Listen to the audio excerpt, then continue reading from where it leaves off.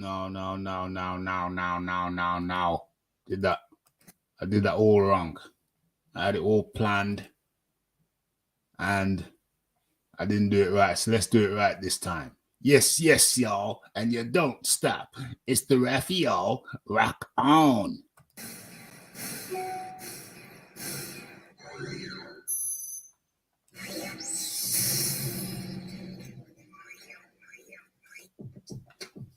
Okay. That's better. That's the way I envisaged it. What is it? What did the man say? Speak it. Speak it. Believe it.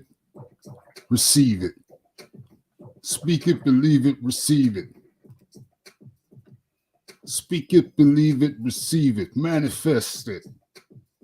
Let it come, breathe life into it. Talking about the resurrection. Talking about the resurrection. We have. Hold on a second. Why is the music annoying me? It's too loud. The music's doing my head in already. It's crazy, yo. It's crazy, yo. We're talking about the resurrection. Let me introduce to you the John D. Lee. Good evening, Ralph. How you doing, John? Yeah, I'm good, thanks. How are you? Rumors of your demise have been grossly exaggerated. Oh dear. How's it going, John? How's it going? We had snow. We had snow in Middle Earth today. Yeah, Arctic conditions in Harbourne, Ralph. Yeah. It's very cold. It's very cold. We'll see if it sticks tomorrow. Yeah. It's out there tonight, but we'll see. Hold on a second. Let me just. I want music, but this music is a bit too loud. It's just too loud. I can't control it. Turn it down to its lowest. Turn it down to its lowest level, but it's still a little bit too intrusive on my end. So I'm gonna have to make another selection. No, it's not gonna be that one. No, it's not gonna be that one. Oh, I could live with that. I could live with this better. This is the tune. Nice and subtle. It's in the background. That'll work fine. Okay. John Daly. So what we're talking about today, let's introduce, let's get the screen right. Hello and welcome. I'll get to the chat in a second. Let me just get the thumbnail up so we can see what is on the menu. Boom. Did I change the title of the show? Where is it? It's up there. We're going to be talking about a bunch of things. I haven't been live since around this time last week. So it's good to get back live, talk to the people, them. But let me just get the new title up. Let's save that. Let's share that with the people. What is it? It's Tyson Fury declines Usyk 60-40 offer. We're going to get into that story. And then, of course, there's another story. There's some ticket sales issue with Anthony Joshua versus Franklin. I haven't read any articles on it yet, so I'm going to find out. I'm going to find out as I'm reading what's going on with that. Tszyu versus Harrison. When's that? I think this is this weekend. We got Tony Yoka versus, what is it, Takam? I think that's this weekend. We'll touch on that too. So we've got a bunch of things to talk about. John Daly. Where are we starting, Ralph? I thought I heard your mic. I thought you wanted to say something. Yeah. I was only going to confirm that it's Takam. but you already kind of confirmed it yourself. Oh, I got you. Where are we gonna start? Well, the first thing we're gonna do is say hello and welcome to the people. John Daly up in that building. Good to hear from him. We got the bronze plumber up in the building. We got the Philip Carl Roberts. Okay, hello and welcome. Welcome to you all. Where do we begin? Oh yeah, I almost forgot. Y'all must have forgot. I almost forgot. We got the Conor Ben. We got the Conor Ben issue. Oh dear. Have you been? It's going to be juicy. Say that again. It's going to be excellent. I really haven't been following this. I haven't been following this story. Let me just check. 2, 4, 6, 7. I got too many. I got too many windows open. Let me just get that one out of here. That should help. Conor Ben. Do we start with Conor Ben? I think we're going to start with Conor Ben. Let people just enter in. Adari Pennant up in the building. Okay, so let me get that up on the screen now. Boom, boom, boom. I haven't been paying attention to this. I assumed the man was guilty. Never said he was guilty. I just felt that he was guilty. Haven't really delved into it, but let's have a look. Conor Ben has serious concerns about drug testing in boxing after WBC ruling over. Matter of fact, I'm not even going to deal with that. So let's close that one. We just talk about it. Well, I have got some points I'd like to make about it. Yeah. I'm not here to say that he's innocent, but I've got some interesting points. Okay, good. It might sound a bit biased. I'm sure I'm going to get accused of a couple of things.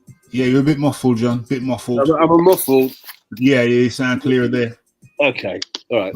Yeah. So it just seems that certain people fall victim to adverse findings that don't really result in an actual ban, but mess up plans. So the last time we had adverse findings, where some tests were failed and some were passed, was when Dillian White was due to become the mandatory for the WBC. Now, and again, it was the WBC were involved. Yep. They were the sanctioning body associated with it. Now, the point I'm making about that is Eddie was one fight away at that stage from all 4 belts in the heavyweight division. And it seemed to be quite a good... well, also, if you look at some of Wilder's mandatories, 2 of them have popped, but with nothing... There hasn't really been... When Povetkin popped for Meldonium, he hadn't really committed an offence. Unfortunately, Povetkin is a cheat, so he managed to get himself properly banned afterwards. Yeah. But when it was actually due to fight Wilder in Russia, he conveniently had a problem, and Wilder could then get out of the fight. Same thing happened with Ortiz, and they ended up actually satisfying a mandatory with a Bermain Stavern, who hadn't had a fight for over 18 months. That's right. Who had no basis whatsoever to be ranked in any form of top 15 of anything. Maybe the pie eating contest or something. So for me, all 3 of those are fairly fishy. Yeah. And then we've got Conor Ben passing UCAD tests. Yeah. Not failing a VADA test, having an adverse finding on 2 different tests, but in between times failing UCAD tests. And I'm just going to put it out there that whilst I do not think Conor Ben is going around handling this very well, and he comes across as quite an entitled young man at the moment, he's not doing any favours at all.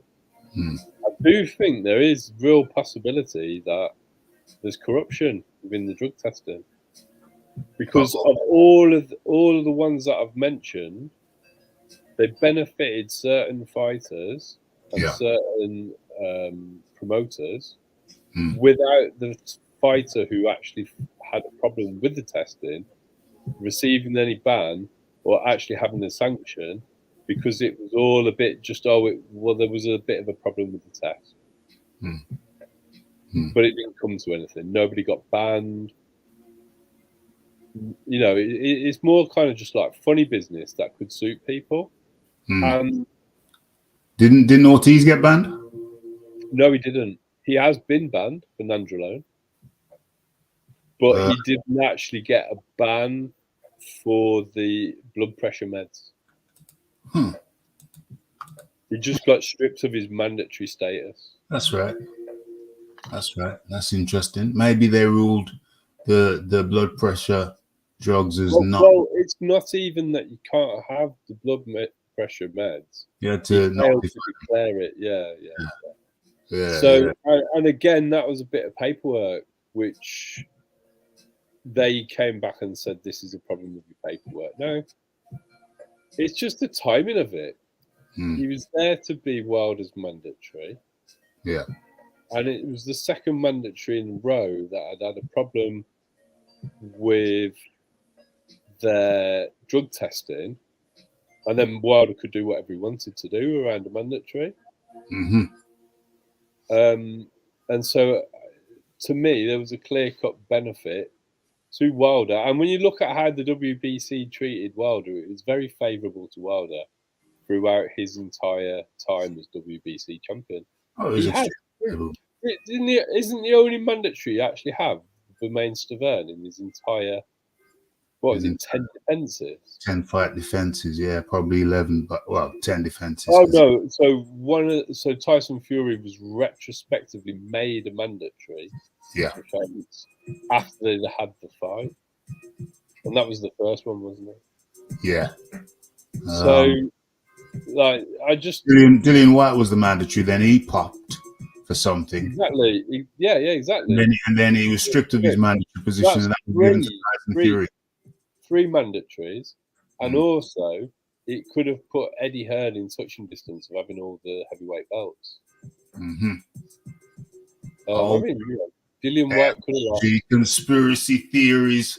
Well, conspiracy theories on the RDCR tonight. It's more about corruption, because when we're talking about boxing, you know, there is a long track record of corruption within boxing. Long history. It's well documented. Yeah. I mean, am I all right to mention other channels, Rafi? Oh, yeah, carry on. Yeah, so Beats is well documented. Boxing Beats as well documented how Frank Warren overthrew the previous boxing cartel in the UK and got the BBFC into his pocket through funding Michael Watson's case when he sued them.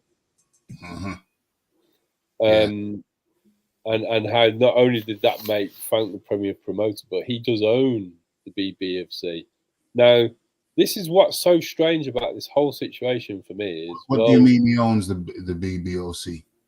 Okay, so when Michael Watson sued them, Frank came to an arrangement with them. So even though Frank hadn't been his promoter, he paid for Michael's lawyers. Okay. And after they settled the case, Frank got payments of every BBOC sanctioned fight. Wow. Why? As a payoff, basically. Bloody hell. So, and that was part of the settlement, Raf. It's not even a secret. That was part of the agreement. This is mad stuff going down on the RDCR tonight, folks. Where are you? Where are you, you fool? If you want the real details of it all, Beats has got it all documented, and he knows about it from a long time. And he's done loads of stuff on the boxing cartel, so I don't really want to take too much credit for this. No, but not taking credit. It's just the, you know, it's revelations Revelations, people, revelations. Things are getting revealed. This is yeah. And if Eddie had turned Conor Benn into a big cash cow, he would have then regained his sort of stranglehold over British boxing, because there's not an obvious cash cow at the moment. Mm. Conor has got the potential due to partly who his dad is and partly the way he fights. It's entertaining. Yeah. I was not a fan of the Eubank Conor Benn fight for a number of reasons. I think Conor Benn needs to concentrate on being on the welterweight division and doing well there. And it was a way of avoiding actual decent fights. And I understand the business sense behind it, but I wasn't keen on it. It was a. And now Conor's kind of really dug himself a hole for me. In that this Piers Morgan interview is just not a good look. No, I've watched about half. I think I watched about half. Well, if it's the case that he's actually can't say stuff because he's doing the BB of C, then don't do the interview. Keep your mouth shut. And I think his need to be seen as a celebrity and all this entitlement that he's got has come across in the way he's handled himself, and it was just ill-advised.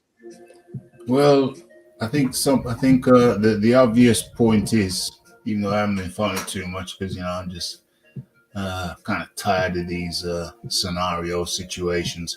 I think the obvious question is, well, I think I saw posed on Twitter or somewhere, the obvious question was, well, if it's not the eggs, WBC has said it could have been the eggs. We're all saying it wasn't the eggs. So if it's not the eggs, then what's the explanation? He's basically saying testing's bent. And I actually think testing is bent. He's saying what? He's saying there's corruption within the testing process. Okay. And I can see a pattern of corruption with the WBC because we've got 3 other cases where there was a problem which interfered with mandatory fights to stop the fights from happening. Yeah, but this isn't really with the WBC though, because the WBC. Yeah, it was. Yeah, it was. It was WBC VADA testing that actually had the adverse finding. So you had tested Conor Benn. Yeah. And he passed those tests. He passed every UCAT test. Yes. So this is another thing. Because if you remember. Hold on then. So what would have been the advantage for the WBC to scupper the Conor Benn versus Eubank fight? Well, that's why I'm suggesting it's corruption. Who gains? Who gains? Who would want to scupper this? Yeah. Well, in my opinion, Frank Warren. How? Because he has now messed up any chance of Conor Benn being the next cash cow of boxing in the UK. Wow. That's gone now. Wow.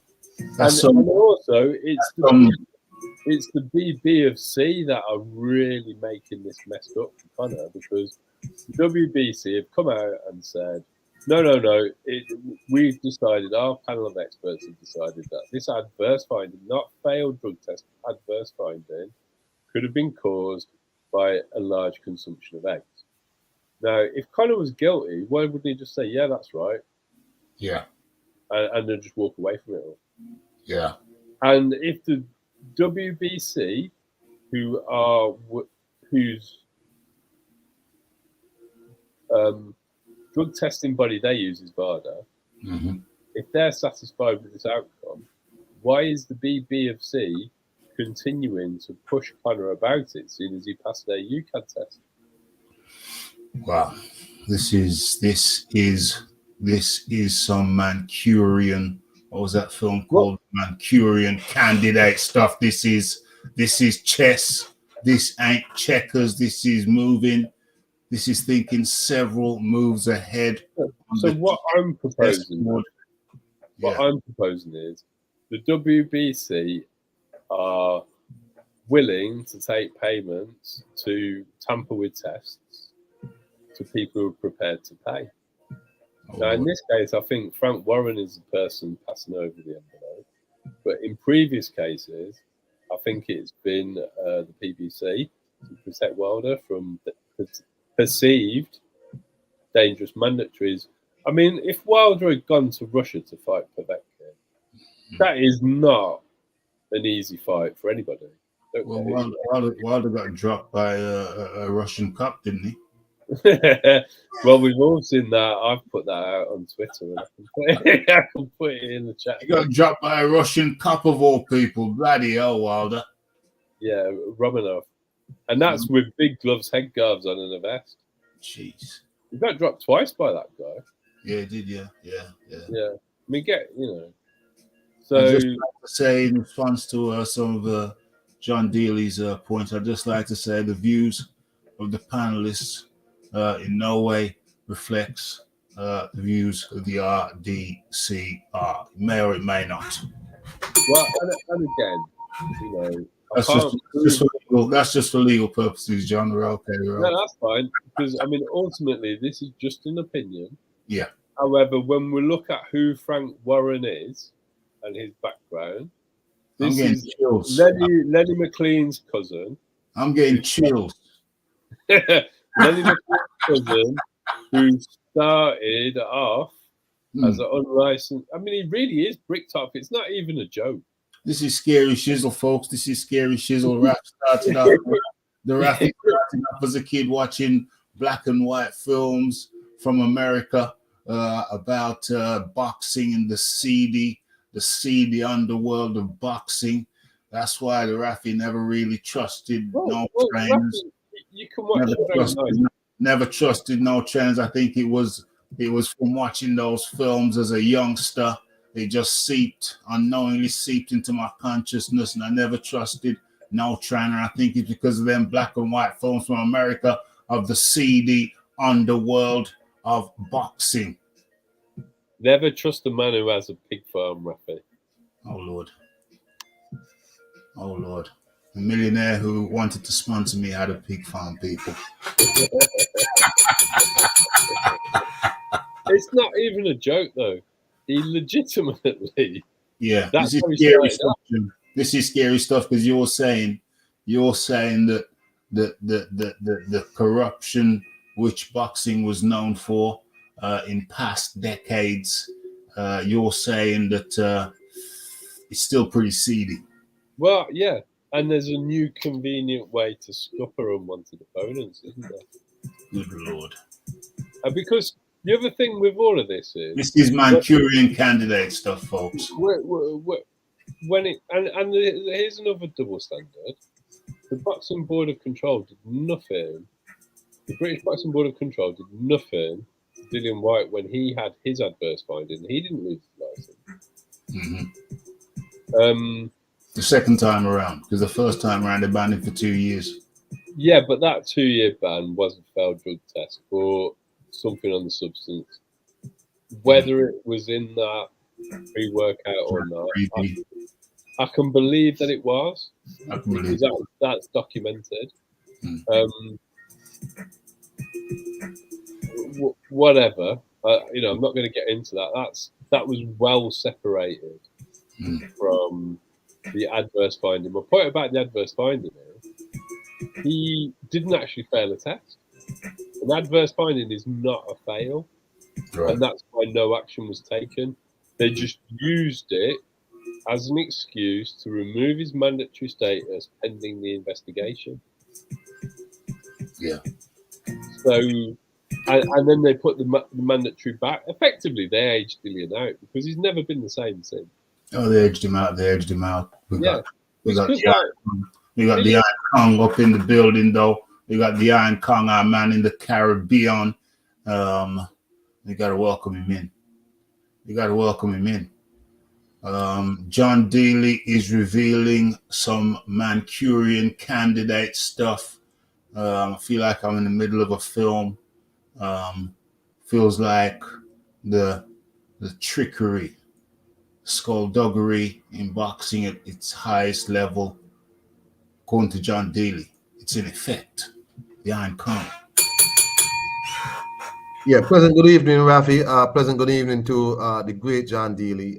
Long time I haven't seen John. He's still doing round offs, I see. On his I told him that rumors of his demise have been greatly exaggerated. Yeah, I thought John had been taken in by one of the many Birmingham canals, and I don't know. Yeah. What's up, John? Yeah, good. Thanks, Con.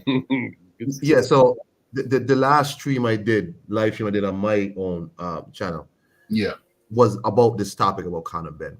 And I just find it odd. Whether or not I believe Conor Ben failed the test, it doesn't stop the questions. The question is that I've been asking: did Conor Ben fail a UCAT test? no. And the answer is no. Billy Joe Saunders failed his nasal spray test in America. And Queensberry came out quite quickly, because remember, Queensberry was his promoter, with the boxing board of control, quickly saying, well, that's fine. I mean, it doesn't affect him, his status here in England. So the British Boxing Board of Control backed Billy Joe Saunders when he got in his issue when he was supposed to fight Demetrius Andrade, right? And I just keep asking people online, like, did he fail a UCAD test? So why is UCAD all of a sudden so interested in an adverse finding from another organization that they usually don't care about, right? And no one cares about what he's dirty. Why wouldn't he just? I said, well, why should he submit it to whatever report to the BBOC? He didn't fail none of their tests. None of their tests. Well, strictly speaking, Kong, he hasn't even failed a VAR test. Well, the adverse finding is not a fail. What it means is they go in and investigate it, and the outcome of that investigation found that he'd consumed too many eggs. I mean, I'm not saying I believe that, but that was their decision. That's right. WBC's findings. So he hasn't actually failed the test. That's the I look at this guy, John. What's the guy's name who used to train like Kell Brook and them? Bald head guy, man. What he name? Ingles, Dominic Ingles. So Ingles says, this interview by Conor Ben was awful because he's going off about, I wonder if it's some sort of Ingles is famous for their extras. Yeah, so I wonder if it's some personal attack against me. Is it because I'm black or I'm gay or whatever? And then he goes on to say that Conor Ben is dealing in like hypotheticals or whatever. But then he still goes on to I think he even brought in Billy Joe, and Billy Joe was saying, maybe because he's a traveler, people don't like him. So, okay, so you're saying they're making up stories in their head to justify whatever. Then he goes on to say, but, why wouldn't you submit whatever to the British Boxing Board of Control? Why would they want to do that to you? So it's like you're still also dealing with hypotheticals, because you don't know what these guys have up their sleeve. So it's like, for me, whatever adverse finding they found with VADA has no bearing on what he did with UCAD. I am not here to say if he's done, but I just find the difference in how he's treated, and they effectively ran him out of England, right? Or trying to run him out of England, effectively run him out of England. And it's like, well, other people have had these issues before, and you didn't act the same way. So I'm asking people, and no one wants to answer, why is it different for Conor Ben than other people who had the same issue testing testing funny in another organization that you don't deal with, but you back the other fighters? Oh, you're trying your best to basically lynch up Conor Ben lynch him in public, when it's the same situation. VADA has nothing to do with you. Conor Ben didn't have to do VADA, and he would have been fine. Damn. Right? So I'm really, people need to just ask a question. Why is it different for Conor Ben than for other people? What's different? He didn't fail any UCAD tests or WADA tests or what. He didn't fail them. So I just want to know why. Wow, this is crazy, folks. This is crazy. Rafi hasn't really been watching this thing too much. I've got a bit of fatigue over these drug tests and it's an adverse finding. Is it a fail? Is it not a fail? Oh, it's a fail. Oh no, it could have been the egg, so it's not a fail. Then the British Boxing Board of Controller coming sideways, coming in funny. It's dang. It's a weird one. It's a weird one. It's a lot to get your head around. I'm gonna have to do a little investigation on this. I'm gonna have to go in and do a little bit of digging because this situation is strange. I mean, personally, I just think it's a successful smear campaign to scupper his career in the UK, and it's worked now. I think the damage has been done. No matter what happens from here, I don't see Conor Benn being a cash cow in the UK now, when potentially that could have been. But I'd be very surprised if that is now how his career pans out. And I just think that's a success and a win for Frank Collin versus Eddie Hearn. This is crazy, yo. This is crazy, yo. I'm undecided whether I think it's an orchestrated maneuver. I'm undecided. It might be true. It's something I'm gonna have to consider. I'm gonna have to look into. I'm gonna have to do a little bit of digging. But who was the previous person that did this too? Well, what I'm suggesting, Raf, is WBC can be paid off to produce an adverse finding when it suits, for hire, essentially. So the last three that we've talked about have all favoured Deontay Wilder. However, do the WBC care where the money's coming from? That's my point. Because there's been no actual penalty from any of these adverse findings. Even the Povetkin one, he was cleared from the Meldonium test. Because he's an idiot, he then went off and just went what did he do? Ostrovine after that. Yeah. So, I mean, he's an idiot and he's a cheater. And I'm not saying Conor Benn's not a cheater either. What I'm saying is that I think you can pay off the WBC because it's always the WBC VADA that has adverse findings. It's not a straight fail. It's adverse finding that then the WBC, after a period of time, clear all so that there's no comeback on them as well. Jeez. It's just an error, isn't it? It's like, so they've said, it could be the eggs. And that's not even what Conor's saying.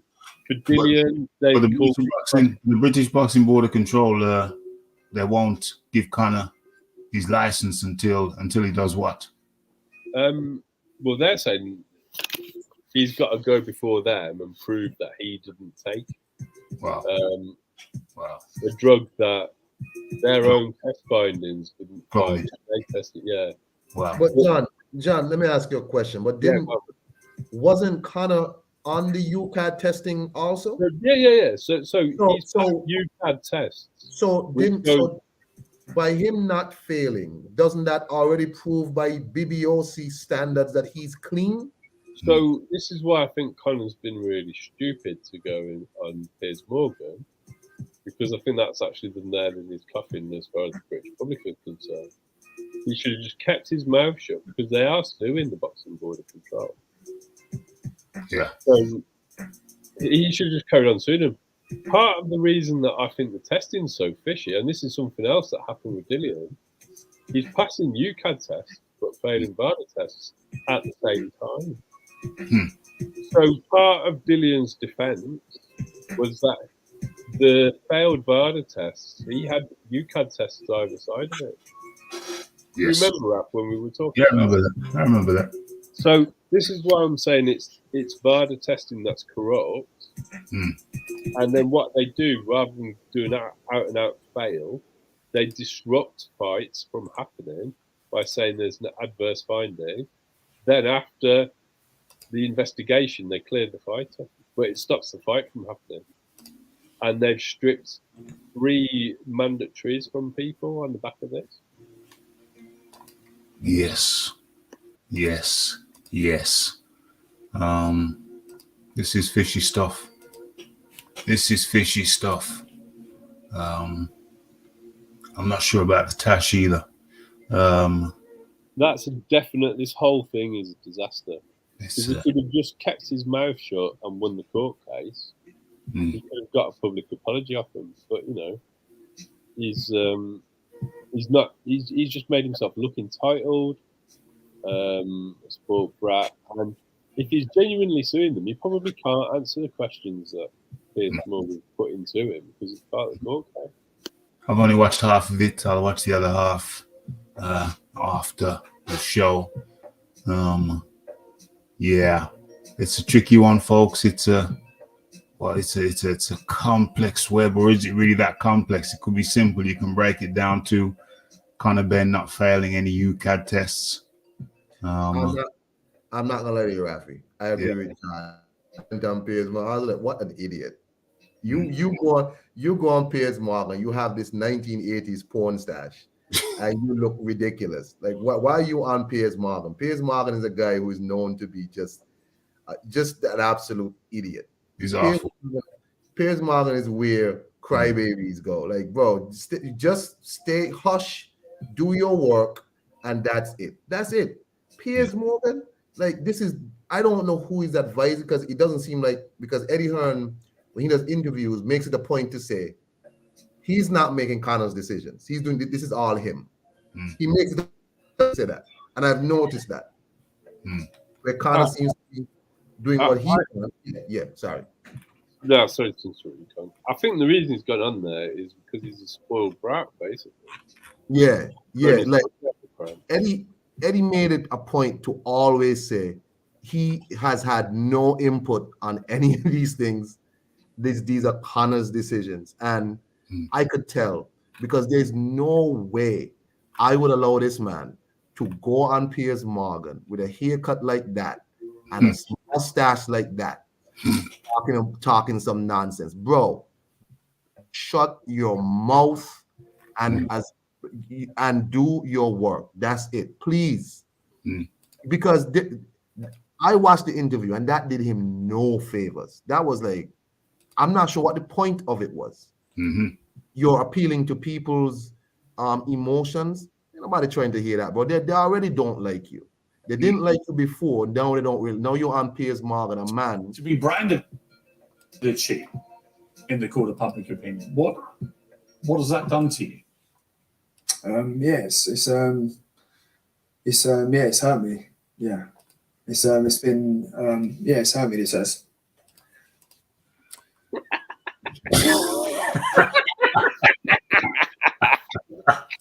He shouldn't have said that. He shouldn't have said that. He shouldn't have said that. Yeah. He shouldn't have said that. What have done is do the little mustache stroke after you trying to think. He shouldn't have said that. He shouldn't have grown that mustache. I don't know who is advising this. This kid is just, oh my God. Shouldn't have said that. I mean, don't try and get sympathy. Don't try and get sympathy. I was watching something last night, you know, it kind of haunted me just before I went to bed. It was about, you know, when, well, you might not know, Kang, but over in England a few years ago, there was this big, after Jimmy Savile. Oh yeah, so what we're talking about, I don't know, 5, 6, 7 years ago. After Jimmy Savile passed away, Jimmy Savile was do you know about Jimmy Savile, Kang? No. Okay, so Jimmy Savile was a very famous DJ. and then he went on to be a DJ stroke presenter on TV, and he had some massive kid shows. Jim will Fix It. You know, if you was a kid in them times, you know, you'd watch his shows. Jim will Fix It. He'd write in a letter to Jim, and then you know, you tell him you wish you always wanted to drive a double-decker bus or something as a kid, and then you know, they'd let you sit in some driver's lap, and you could pretend you're driving. Well, that's what it was. That's what it was. You know, you always wanted to do this, or you wanted to do that. And you know the mad thing about that program? Yeah, I never really understood it. I always found it stupid. I was always like, we were restricted in them days to 3 channels in the UK. 3 channels, yeah. It was before Channel 4 was launched. Yeah. And like you were stuck on a Saturday evening, like you either had to go and play outside with your mates, but if it was raining or something, you might have to watch Jim will Fix It. Yeah. Well, like he was always a bit weird. He always thought he was a weirdo. He was a strange looking character, and I didn't understand how he was associated with the latest music and children, and then it all came to light afterwards, didn't it? Well, what happened was that after he passed away, well, I'll just show the page. After he passed away, it turned out that he was a wrong'un.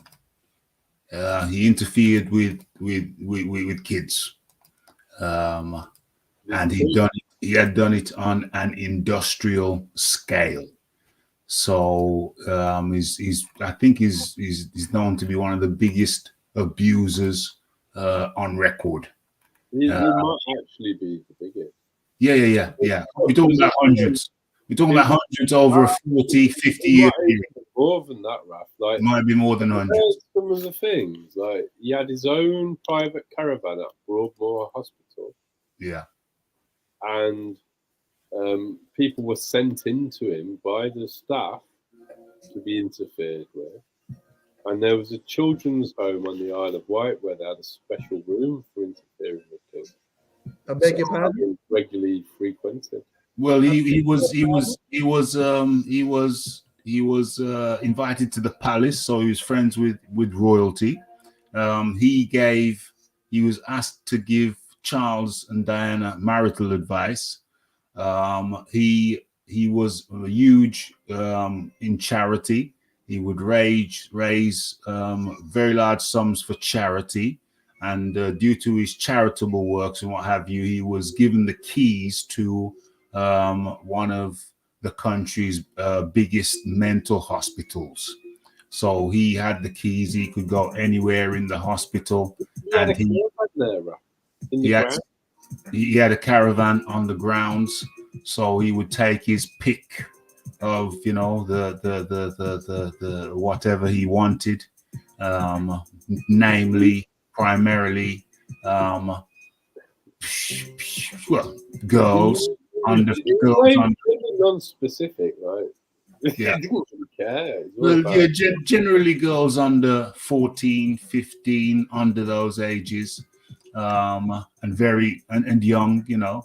So he's the biggest, you know, man of his type ever to be exposed in England, maybe the world. And this guy was a star on radio, on the screen for like 40, 50 years. 50 years. You know the more chilling thing though, Ralph?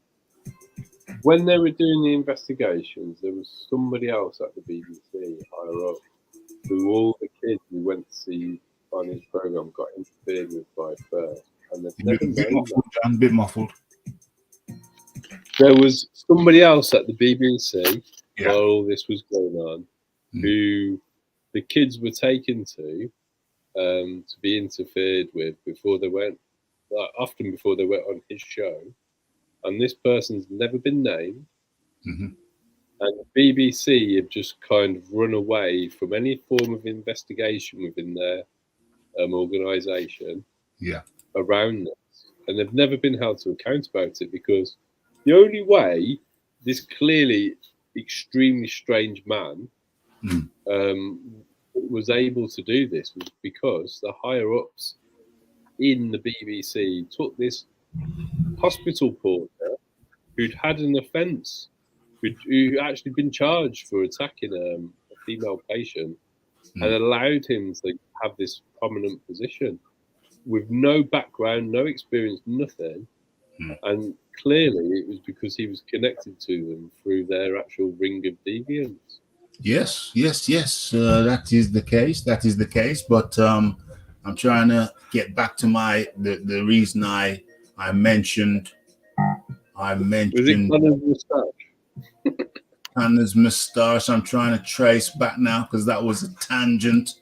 And I'm trying to remember the original point I was trying to make. Damn it. I can't remember my original point. We were talking about Connor. Connor was up on the screen. Connor's Tash. Piers Morgan.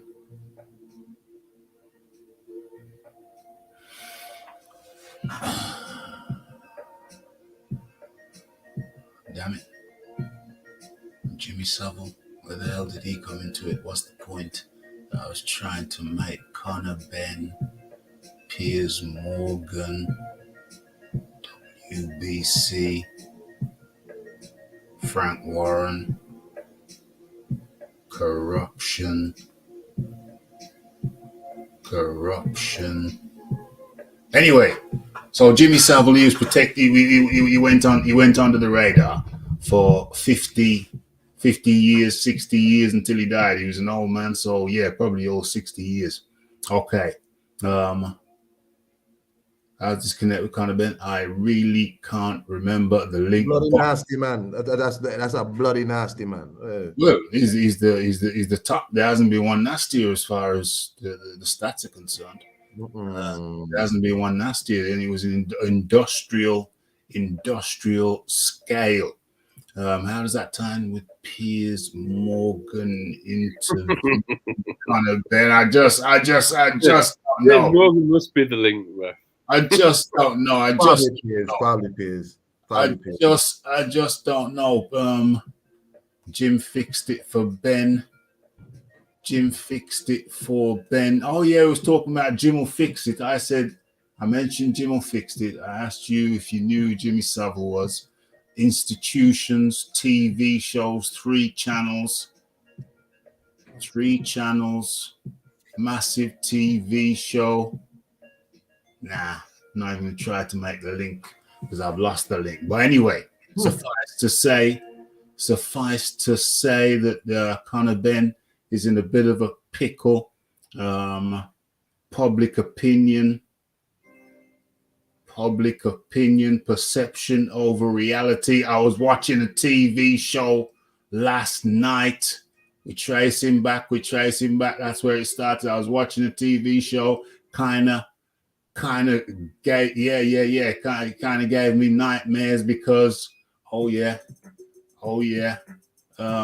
because it was about there was like a witch hunt around that time, maybe 10 years ago, maybe 5-7 years ago, after Jimmy Savile post all the Jimmy Savile stuff. After all the revelations came out about Jimmy Savile, what happened was that then more women now, because they're women, because these offenses happened like in the 70s and the 80s, lesser in the 90s, but 70s, 80s, 70s, 80s, yeah. Maybe some of the 90s as well. What happened is that someone would come forward and say it wasn't just Jimmy Savile. And so there was a slew. I still don't know how this connects to Conor Ben and Piers Morgan, but I remember that's what I was about to say. There was a slew of celebrities. Well, Jimmy Savile, his shows on Radio 1. At that time, that was the premier radio station, the BBC Radio 1. I mean, you have to remember BBC, they were probably one of the first broadcasters in England, the UK. And so they were an institution, and their Radio 1 show, that was the most listened to radio show in the UK. And so all of their DJs were kind of stars. Jimmy Savile was a star, Tony Blackburn, Dave Lee Travis, Mike Reed, a slew of them. There was tens of them, loads of them. And then these women now, they were young ladies back then, these women now, these mature women now were saying, well, no, it wasn't just Jimmy Savile.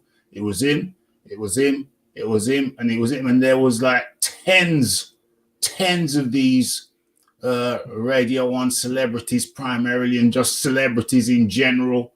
We had a show called It's a Knockout, which was a fun kind of physical show. You know, people had to do these assault courses and whatnot. And the guy who was the head honcho there on the mic, the head MC, his name was something Hall, and he got dragged in as well. Loads of them. Freddie Starr, comedians, anybody who's on TV, anybody, loads of people who were on radio. Women were coming forward, mature women were coming forward now and saying, yeah, he did this to me at that place at that time. And women were coming forward in their hundreds. But this show last night that I watched last night was of the guys who, and these guys were splattered on the newspapers, on the front pages, their faces splattered on the front pages. But here's the thing, some of them were found not guilty, but the ones who were found not guilty, you don't remember that they were found not guilty. You just remember the accusation on the front page. The not guilties were buried somewhere on page 7, 8, 9, or 10. So you had the guilty ones, and it was great that they got brought to justice and they were jailed and what have you. So that was great. But then you had the ones who were found not guilty, but there was no publicity about the not guilty. OMG. Rafi makes it come together. Have you landed in that? Rafi makes it come together. I just got there. Rafi made it come together. I was hovering around for a while until I saw the way through the forest. Because once the accusation's made, people only remember the accusation. I've got a counter argument to that. Less people remember the not guilty. I don't know if that should be true, Ralph. Okay, yeah. There's a photo below us of an individual who managed to mask his nandrolone failed tests with cocaine, fatness, mental health issues, and all these other things. And he's managed to conjure up mass amnesia amongst boxing fans that actually he's a convicted drug cheat. OMG. I think that is a good one. That is a good one. But how many people have had the guile, have had the foxy wiliness, the wily fox? How many people have been as wily as the fox and could have pulled that off? How many people have done it? There aren't many other dastardly Machiavellian boxers as that. Why don't you shut up? How many people have been able to pull off such a Machiavellian move? That's Big John there, because we segue. I can't believe I landed it though, John. You did, Raph. I can't believe I landed it. I cannot believe I landed that one. I brought it back, backtraced it. We backtraced it. Then I landed on the show, the thing that I was talking about, the show. I still didn't know where I was going with it. I talked about the show, talked about what happened, and then I stumbled on the whole damn point, which was that everybody remembers the accusation, but how many people remember the not guilty? And that speaks to the point that we were talking about Conor Ben. You were mentioning he was tarnished. I was questioning that proposition, and then that's how the show popped into my head. I said, hold on, the show, yeah, guilty. Everybody remembers that. They're not guilty. Far fewer people. So tarnished or not tarnished, yeah, I think he's tarnished. Even if he's totally 100% exonerated, I think, yeah.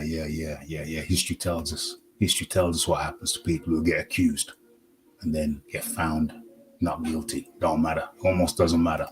People just remember the fact that you were accused. OMG.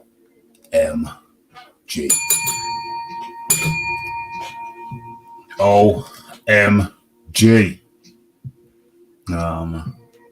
He was Stuart Hall, and yes, he was found guilty as a football commentator. He started the phrase "the beautiful game." Stuart Hall, indeed, found guilty also. Maybe Ben's Tash is a show of support for Charles Bronson release. Yeah, Charles Bronson, a famous prisoner.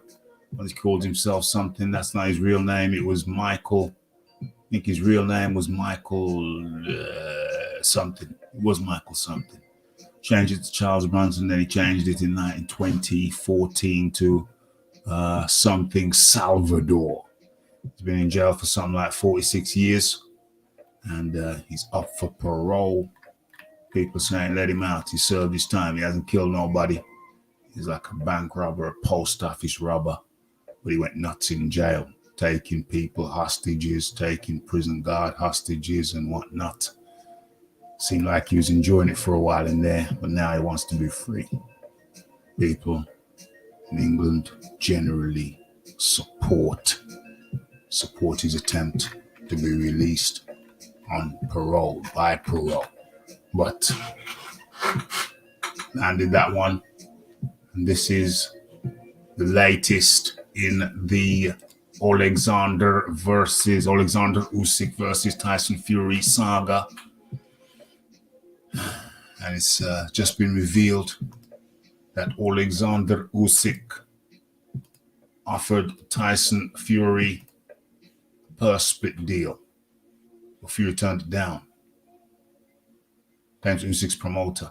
Okay, so the deal, as I understand it, is that Alexander Usyk said 60-40. The winner gets 60, the loser gets 40. And Tyson Fury declined. So he's declining 60-40 for the winner. But yeah, he was the one. It was him and Deontay Wilder were the one who came out with the phrase, Michael Peterson and then Charles Salvador, absolute them all. But yet it was he and Deontay Wilder who came up with the phrase, now immortalized in heavyweight boxing law, 50-50 or no fight. That was him. What does the article say? Rejected their latest offer. Heavyweight champions are in negotiation. What's this? For a title showdown, unification showdown, targeted for April 29th at Wembley Stadium. April 29th. Okay, so what's that? A month and a half away? Almost 4, 7 weeks. However, time's running out. Monday, Frank Warren told TalkSport the latest negotiations could end soon. Krasok, Usyk's promoter or advisor, whatever he is, manager, gave his side of the story. Frank Warren said he's got a pot and he needs to get the agreement from both parties to participate. And if the money in the pot is not enough, it won't happen.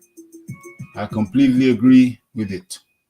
On our side, we have nothing more to add. We are not asking for a figure. We're asking for a split. And probably the split doesn't work well if someone is asking for a figure. And I can definitely say that is not our party. Okay. We said we want this fight to happen as much as possible. And we are in a position to share whatever the fight generates. If it generates a lot, then we are happy to share it. If it doesn't, it is what it is. It's all about the glory. Okay. What is the pertinent point here? Okay. So we made it clear. We are ready. Yes, there it is. So we made it clear that we are ready to go 60-40. But the winner takes 60. So 60-40 is the offer, is their position. The winner takes 60. The loser takes 40. That's what Usyk's saying. But that was our latest offer. Asked if Fury turned that down. Usyk replied, yes, exactly. Okay, so Tyson Fury has turned down a 60-40 offer, with the winner taking 60, the loser taking 40.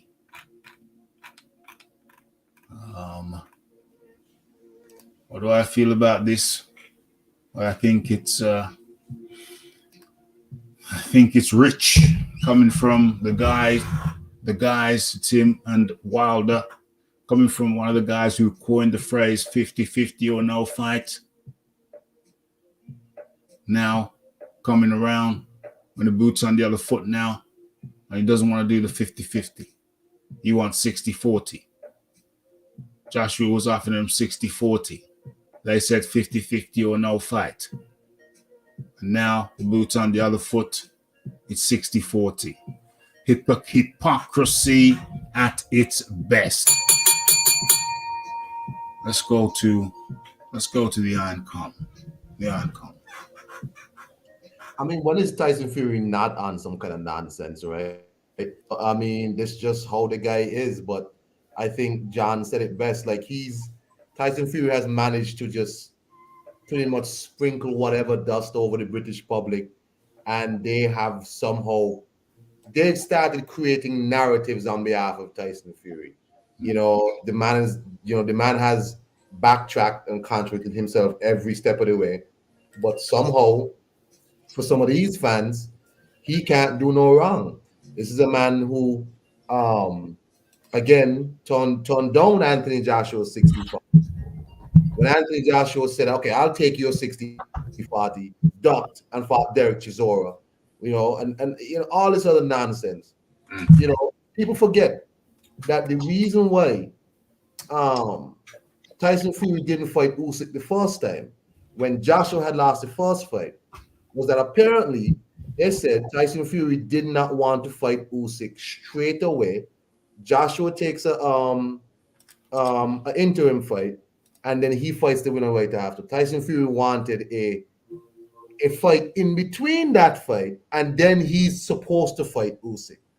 So every time he's supposed to fight Usyk, it's been right.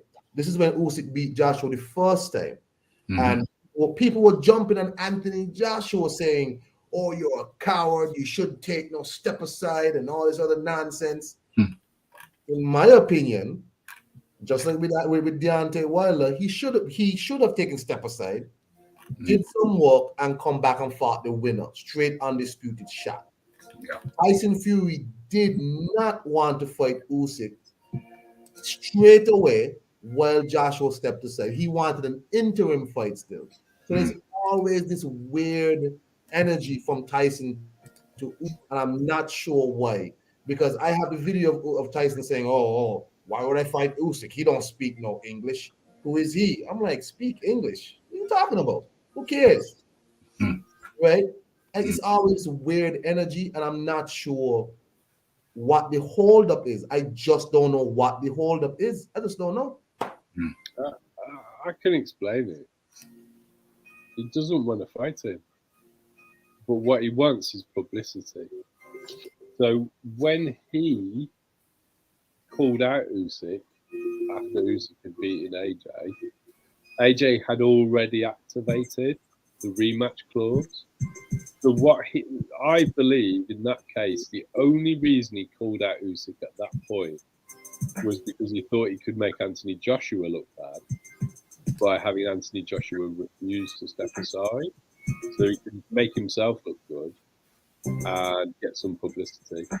What he didn't expect was for Anthony Joshua to actually agree to step aside, because he did, and then he had to find all sorts of ways to backtrack out of the fight then. That's actually what happened. People are getting all caught up in this financial split. It's just subterfuge. Fury doesn't want to fight him. It's as simple as that. Fury said to AJ when he called him out before, after AJ had lost to Usyk the second time, he's got all this short period to fight, but he didn't want to fight AJ. Allegedly he had to fight Usyk in February, so that's why the fight had to be in November.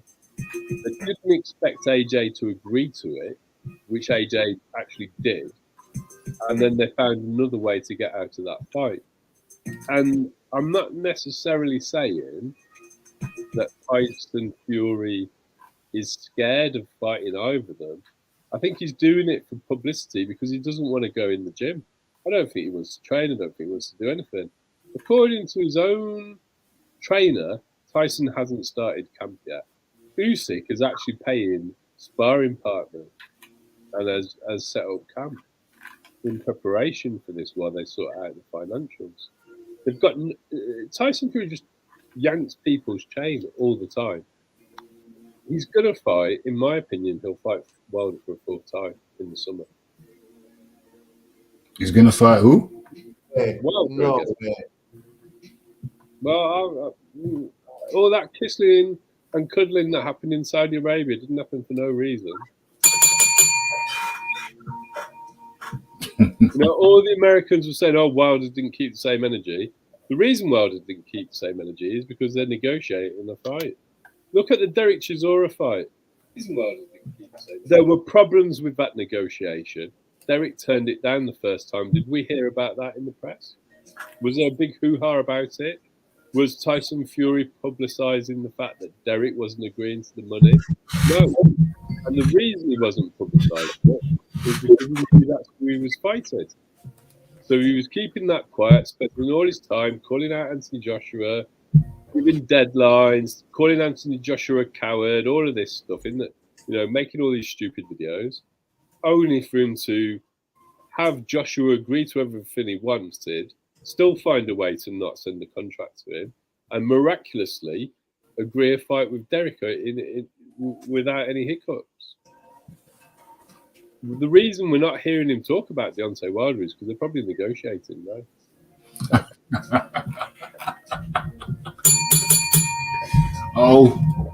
OMG. That's some more. John Daly brings us some more disturbing possibilities. I'm giving people nightmares today, right? Like, OMG. I'm going to mention another content creator. No, forget it. Are you going to allow me to just mention his name? No. No? No, I don't know. I haven't been around. I don't know who's mentioning me. Talk about graphic. It's not a show in particular. I'm not saying he's anything good. Another content creator, I won't say his name, put out there, he's an American-based guy, put out there all this big thing about how Deontay Wilder didn't show the same energy when he saw Tyson Fury in Saudi. And I just put on his thing, it's got nothing to do with showing the same energy. It's because that's who they're going to fight next. Yeah, I'm curious. I didn't even think of that. You're right as well. And this was weeks ago. This is as soon as they had their cuddle in Saudi. That's what makes me think they're fighting. I don't know if the people have got an appetite for. I mean, I've said they'd fight again 4 times. I mean, I have said they might fight again. But Rafi, if they cared about what the people wanted, yeah, if they cared about what the people wanted, Usyk fight would be done. Usyk's agreed terms twice now. Deontay Wilder. Listen, if the public have an appetite for that, then so be it. I mean, I don't think they have. I think Tyson Fury wants to fight because he knows he'll win. I don't have an appetite for it. If the public have an appetite for it, then so be it. Let the public get what the public want. I don't have an appetite for a 4-time. I don't know. Okay, Tyson Fury, we skated over it. He's the one guy that comes to mind who's been drug busted, and it's been managed impeccably. They managed to suppress the leak. They managed to suppress the information leaking out via a number of means. Probably there could have been an element potentially. If I want to go into John Daly mode now, come on. Potentially there was some blackmail going on behind the scenes. That's one option. That's a hypothetical, but for sure we know that legal threats from the Fury camp were made to the BB, British Boxing Board of Control, BBBOC. We know that is factual. So they managed to keep the information suppressed by legal means. There was a little bit of blackmail in there. We know a certain promoter who is kind of tight with the BBBOC, and that's the one case, that's the one cat in boxing that we know of that popped dirty and managed to even got a ban for it, even got a 2-year retrospective ban for it. But if you speak to the average Joe on the street, as I have, they're shocked when you say, well, you know he was banned for drugs, don't you? It's worse than that, Ralph. You've got idiots who produce content on YouTube saying that he's got the second longest lineal championship run. And they're including those 2 years. And they're putting that out there saying he's surpassed Jack Dempsey as lineal champion in terms of the length of challenge. It's like, what the... I mean, you know... You see, that's why I listen to so little. I listen to so little because it's just I hear so much crapola that I've kind of reached a point where I don't want to hear no crap. I just don't want to hear no crap. And the only way I can guarantee that I don't hear no crap is just to turn that off. Turn off that radio. All for you now. Turn off that radio. So that's yeah. Can I just ask you, did the public have an appetite for Fury Chisora 3? Most definitely not. Okay, and that brings me to my point. That brings me to my point. My point was, which I just kind of skated away from accidentally. Let me just skate back to it. And my point was that, okay, thus far, Tyson Fury has been the one guy, the one cat who even got banned. He even got banned retrospectively, and people are like, still somehow people are bamboozled. People don't want to hear what they don't want to hear. They'll hear what they want to hear, and then they won't hear what they don't want to hear. They don't want to hear nothing about like that about Tyson Fury. So he's the one cat who thus far has managed to skate over, get popped dirty, get solid, but didn't really get solid. He's the one guy who's managed to pull off that maneuver about getting banned but not getting solid somehow by the masses. It's like they don't know. But what I'm saying is there's only so many times you can pull the crapola that he's pulled and get away with it. There's got to be a limit. Even a cat has 9 lives, so that's plenty. But it's not plenty when they're on 8. It's not plenty when they're on the 8th life. You know what I'm saying? So What every dog, cat analogy, let's bring in the dogs. Come on now. Every dog has his day. He's had many days, but he can't keep pulling this. Surely he can't keep pulling this crap and getting away with it. He fought Otto Wallin. That was cool, fine. We didn't know him, turned out okay. He fought Tom Schwartz in front of about a couple thousand people in Las Vegas. Not a problem. All of those tickets, 4,000 people, like 90% of them tickets were given away as comps, complimentary. Rafi had the receipt. Rafi did a video on it, and it's all cool. But now, Anthony, ticket sales, there's some questions about the ticket sales for Joshua v. Franklin. And so Joshua was doing the heavy lifting for what, 5 years straight? He's doing the heavy lifting, loses the belt to Usyk, immediate rematch, which I don't believe in. I generally don't believe in an immediate rematch. I always feel that generally speaking, you should have a next fight in between that. Let the next guy do something, you do something, come back fresh, come back fresh like what's his name? Your guy, John. Joe Louis, like Joe Louis did against against who? Not Maxi Bear, Schmeling. But was that an immediate rematch? No, it wasn't. That was not an immediate rematch. That was not an immediate. I don't believe in. I've got an immediate rematch. That is. Hey, gents, I gotta hit the road, brothers. Y'all be easy. Iron Kong, much thanks for your participation. I'm man in the Caribbean, Iron Kong 26. Yeah, one of my all-time favorite fights is an immediate rematch. Okay, one of your all-time favorite fights. What era? Lennox Rackman 2. Oh, yeah, that was an immediate rematch. That wasn't it. But having said but I classify that differently because the first fight happened in South Africa. It was altitude. I understand what you're saying. Joshua. Lennox didn't adapt to go over there in time to adapt. You either go there 6 weeks ahead, or you go there like a week during the week, because that way you can still function on your previous systems. But if you go there like 2 weeks or 3 weeks, you don't have time to adapt. It's either one way or t'other.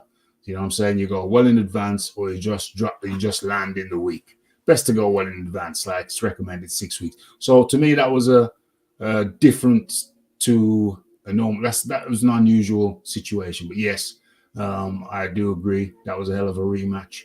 But generally speaking, I say no. But anyway, see, I'm missing the point again. So the point I was trying to make was that I generally don't believe. Oh yeah, Joshua did an immediate rematch. Fine, it worked out one time. Didn't work out the second time. It didn't work out the second time for the reason I don't believe you should do them anyway. You should go away, generally speaking, adapt. And the first rematch, that was unusual circumstances anyway, because if it is true that he went into the first fight with a concussion and he knew he was going to a second fight without a concussion, then that's a whole different situation. So I guess what we've established is there are times when an immediate rematch might be sensible. But generally speaking, I say no. But he did it. He did it a couple of times. Fair enough to the guy. But he hasn't been taking bum fights for the last 5 years. He hasn't been doing it. So now he takes a fight. He's lost the titles. He takes a fight against Jermaine Franklin, who is no slouch. Some people have him beating Dillian White. I had it to me on my scorecard. I had Dillian White winning, but I could have seen it somebody else scoring it a different way and it going two rounds to Franklin. I could see that. I think Franklin fed in the 11th and the 12th. It was even up until the 11th and the 12th. Dillian White pulled it out in the 11th and the 12th. Franklin had never had a 12-round fight previously. He'd only been up to 10 rounds. So you can understand how he faded off. He eased off a little bit in those championship rounds in the 11th and the 12th. Yeah. Well, that's not championship round, but anyway, in the 11th and the 12th. So you can see that. So Franklin ain't no slouch, but now it seems like there's some ticket issues with Joshua, as if there's a perception that Joshua's taking a soft touch when you have the Fury, who's had plenty of soft touches throughout the years. And, you know, people who you know really follow boxing, they would say, well, no, those soft touches, but the masses swallowed it. But it seems there are indications that the masses may not be accepting of Joshua versus Franklin.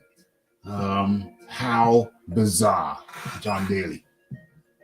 Well, I'm not surprised. I mean, Anthony Joshua's popularity has been on a downward turn for me since he went on the Black Lives Matter march. Yes. I think it's taken a clear downward turn. Trajectory, yeah. And he's had 2 back-to-back losses. Which the last one being his 3rd loss. But I wouldn't be surprised if the ticket sales aren't that great. I think Eddie Hearn's done the right thing and included it as part of the subscription, not a pay-per-view fight, because it shouldn't be a pay-per-view fight. And the jury's pretty much out on what Anthony Joshua's got left. But what I do find disappointing is the actual lack of credit for what he did actually do during his title run. Yeah. And he just doesn't get any credit for it. And I mean, I don't know what he's got left. It might be that he doesn't put in a very good performance against Franklin. If he goes in there and knocks him out quickly, then I still think people are going to find a way to not give him any credit. Yeah. To be frank. Yeah. But if Eddie does, the thing for me with Anthony Joshua is he never really had any development fights. He went from knocking people out in 3 rounds to fighting for a world title and knocking that person out in 2 rounds, and then having to fight serious contenders from that. How much you leading for him? I do not understand. I said it shouldn't be on pay-per-view. I said I don't think he's going to sell out. I said I don't know that he's going to perform well, and I don't know what he's got left. Fight doctor. It's the mad fight doctor. It's the mad fight doctor up in the building. You know, it could well be that the fight doctor is right, and Anthony Joshua is a spent force. That's completely. I can entertain that possibility. The man is so rich. Is he really motivated to go and do what it's going to take for him to get himself back? We're gonna find out because he's fighting. At least he's got a fighter range. Yeah. He's champion, and I'm sure the fight doctor subscribes to the idea that Tyson Fury has been on the run longer than Jack Dempsey is lineal champion. He hasn't even got a fight scheduled, and his last fight was against Derek Chisora. Oh Lord! I mean, what? How is that a title defense? What had Derek done? Like, how could that possibly justify fighting for a world title? It's just ludicrous. He called Usyk trash before the AJ fight. Who did? Fight doctor called Usyk trash before the AJ fight. Okay. Well, I mean, it's easy to pull fight doctor's card about this because a certain Michael Spinks beat Larry Holmes twice, and that was a light heavyweight going up to heavy. Oh my gosh! There we go. Boom. There we go. Usyk isn't trash. However, he also isn't an ATG. Far from it. Well, that's nonsense because he's a cruiserweight undisputed 4-belt champion. Boom. There we go. Counteraction immediate. And how many Olympic gold medals has he got? He might not be an all-time great heavyweight. No. But you put in He's ATG. got to be up there in the ATG cruiserweights for sure. Well, I mean, I think the only cruiserweight who you could put ahead of him is Holyfield. But yeah, there you go. There you go. Now, who would you put ahead of him other than Holyfield, Fight Doctor? That's a good point. Joshua has indeed fought a few bombs in the last 5 years. Name them. Name them. It's very simple. You didn't even have to write that. You could have just named them. You know what I'm saying? If you're so confident, why would you not name them? Why would you not name them? Joshua has indeed fought a few bombs in the last. Why would you not name fighters on in his title run are Dominic Brazil. Yeah. And what's the Mexican teacher called? Areola. Yeah. No, not Areola. No, the other one. He's a PE teacher. He begins with the M, doesn't it? He begins with the M. Well, my point about those two is they're both people that Deontay Wilder's defended his title against. Areola and no, not Areola. No, the other one. What's his damn name? I always get him. Damn. Anyway, somebody can put it in the chat. You know who the hell we're talking about. And they're both on Wilder's title defense list. And Joshua finished them quicker. How you like that? Oh, well, no, he didn't finish Brazil quicker. They're one each on who's finished who quicker. He finished the Mexicans quicker. Sorry.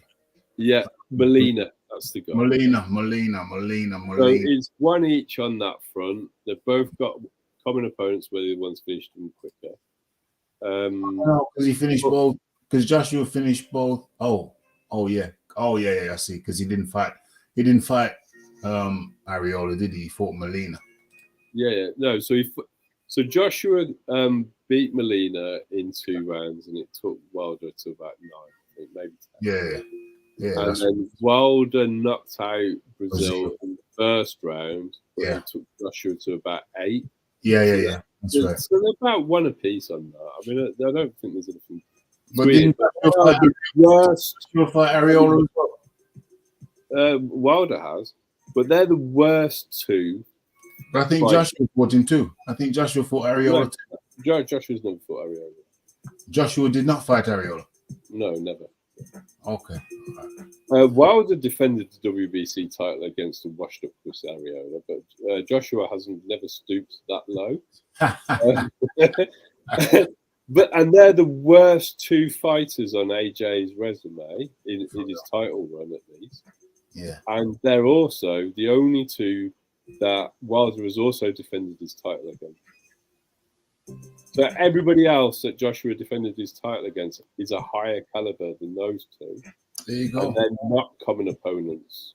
There you go.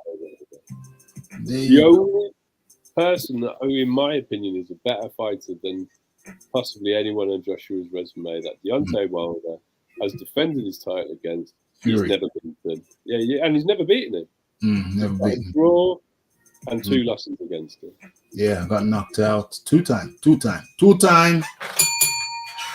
And fought him for less money. From his own words, he fought Fury for less money than he would have made fighting Joshua. So that's a duck. That's a duck. There's a concept for y'all. He fought one man for less money than he would have made fighting. He fought a man without a belt for less money than he would have made fighting Joshua, who had all the other belts, who had 3 belts when he had 1. How is that not a duck? Well, what makes it even more a duck is, at this point, Wilder was very vocal about how Fury couldn't punch. And the whole reason Wilder was ducking him was because Wilder's got no chin. And I still don't think Fury punches that hard. I just think he's got a terrible chin. I mean, if we look at the people that Fury's knocked out recently, it's not like Dillion's never been knocked out before, is it? Yeah. And he's hit the deck a lot of times as well. Yeah. Joshua took him out. Povetkin took him out, and then Fury. Rivas drops him.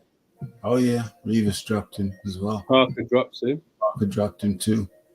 So we're not talking about a chin of steel here. We're not talking about a stellar chin. Bronze Plumber, he beat everyone who dared get in the ring. Just a shame that the gypsy is running. Hey, We got to stop that fella from running. Track him down wherever he's holed up. Hey, we got to find Fury wherever he's holed up. Fury's in hiding. Is Fury in hiding from Usyk? What's the problem, Fury? What's the problem? The Usyk made you an offer, says, listen, 60-40, the winner gets 60, the loser gets 40. How about that? Since you don't want 50-50, since you're insisting on, listen, Usyk's position is 50-50, but if you don't want 50-50, here's what we do. The winner gets 60, the loser gets 40. How about that? Fury runs away, says no. Runs away and says no. I can tell you how we know who Fury's not fighting, because we'll hear Big John talking about this person constantly. Mm-hmm. We said that Holyfield is the only cruiserweight better than Usyk. Yeah. The only cruiserweight better than Usyk. That's what was said. So as soon as John Fury spends a lot of time making videos about a particular fighter, it's a really good indication Tyson Fury isn't going to fight him. He made a whole heap about AJ when they were supposed to be fighting, and then he fights Derek. Yeah. Holyfield has Foreman. Yeah, we know. We know. But that's what we said. We know. You got it. Don't get it twisted. Don't get it twisted, Fight Doctor. Don't get it twisted. Holyfield is 100% the number one cruiserweight in my opinion, but Usyk is number 2. For real. Fight Doctor defending. Fight Doctor says, is Wilder a bum? You tell me, Fight Doctor. What do you reckon? Well, how many top 10 fighters has he beaten? Why would he opt to fight a non-belt holder when he had the WBC belt and he could have collected all the other belts by beating Joshua? But instead, he fought Tyson Fury for less money by his own admission. You tell me that's not a duck. You tell me that is not a duck. And if it's not a duck, how is it not a duck? You duck the. Sorry. You got one belt. The other guy's got all the other belts, but yet, instead of fighting him to become the undisputed, you opt to fight another guy who's got no belts for less money. You tell me that is not a. Tell me how that's not a duck. Also, you choose to fight the man who, in your opinion, this is Deontay Wilder's on the record opinion, is feather-fisted. And you avoid the guy with the high knockout percentage, much like you avoided both the Klitschko brothers as well. Yeah. It's from the same era as Vlad. How come he didn't beat Vlad? Yeah. How come he didn't fight him? How come he didn't fight him? How come he didn't fight Vitaly? Yeah. He could. Yeah, Vitaly. Yeah, that's before Vlad. Yeah, Vitaly. Much less Vlad. Either one of them. How come he didn't fight one of the Klitschkos? He had Vitaly's belt, yeah, but he turned pro in 2009. When did Vitaly retire? Like 2013? Yeah.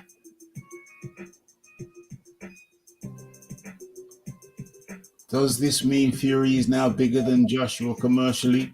Fury can sell against Chisora, but Joshua struggles with fight. Well, that's a good question. He might be. I think he probably is. Yeah, he might be. What a turnaround that would be if it turns out that in this country, we're not talking about worldwide. In this country, we know that in certain other regions, Fury is not really the flavor. But yeah, that might very well be the case. And if that is the case, then what a turnaround.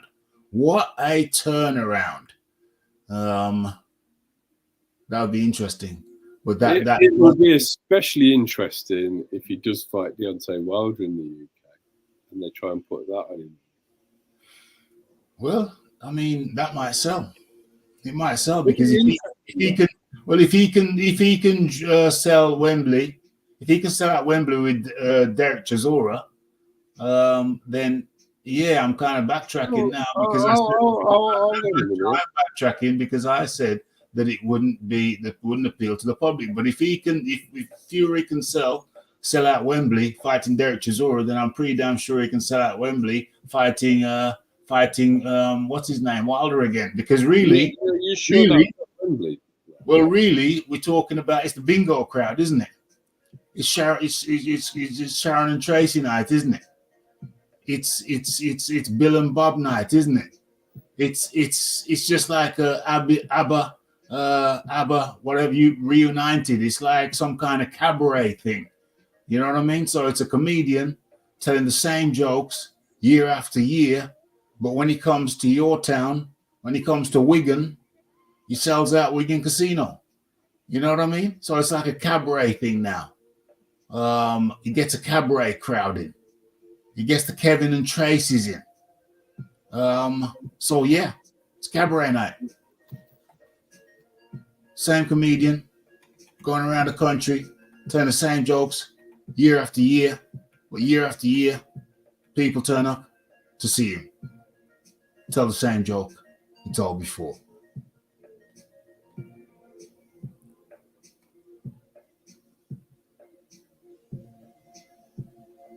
Well, I mean, I think why wouldn't Tyson Fury be a bigger ticket seller than Anthony Joshua?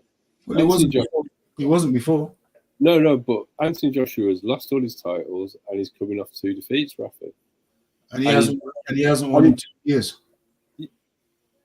Is it more than 2 years since he fought? Yeah. He hasn't fought. Anthony Joshua hasn't won a fight in 2 years. No, the Bulgarian guy's his last win, isn't it? Pulev. Yeah. So, why would Anthony Joshua be a big attraction at the moment? I don't understand why. When Tyson Fury was in the wilderness, which is effectively where Joshua is now, he wasn't selling any tickets. That's true. So Joshua needs to go away, rebuild himself, and see if he can prove that he's still a force in the heavyweight division because of that. The only thing that I would say is in Joshua's favour is he's got a fight signed and it's not that far off from happening. And so some of the questions are going to get answered and he's going to fight. The plan is for him to fight 3 years, 3 times this year, which is what he needs. Yeah. He needs a win. He needs a win. He doesn't just need wins. He needs activity, Raf. Because the thing is, he didn't really have the necessary mid-level developmental fights. He went from fighting no marks to high level and not have any of the in-between stuff. Yeah, that was the risk. They threw the dice, and that was the risk they took when you win a championship early. Then you're fighting a different caliber of fighter. Well, it depends, doesn't it? Because I mean, you could win a championship late and carry on fighting bombs. I mean, I can think of 2 people that have done that recently. You could very well do that indeed, and sometimes you got to throw a cherry in there. You got to throw a cherry in there. But when you what do you call it? I mean, there were a couple. Molina's hardly like. Yeah. But then when he's been fighting once a year, last couple of years or so, should have had a cherry. The second one should have been a cherry. Should have been 2 times. He had a lot of backed up mandatories as well. Yeah, that's right. Because once you become unified, you kind of backed up. You're backed up. Fight doctor chasing his tail. Says cruiserweight has traditionally been, because he was the one talking about ATG, and now he's saying, well, ATG ain't nothing.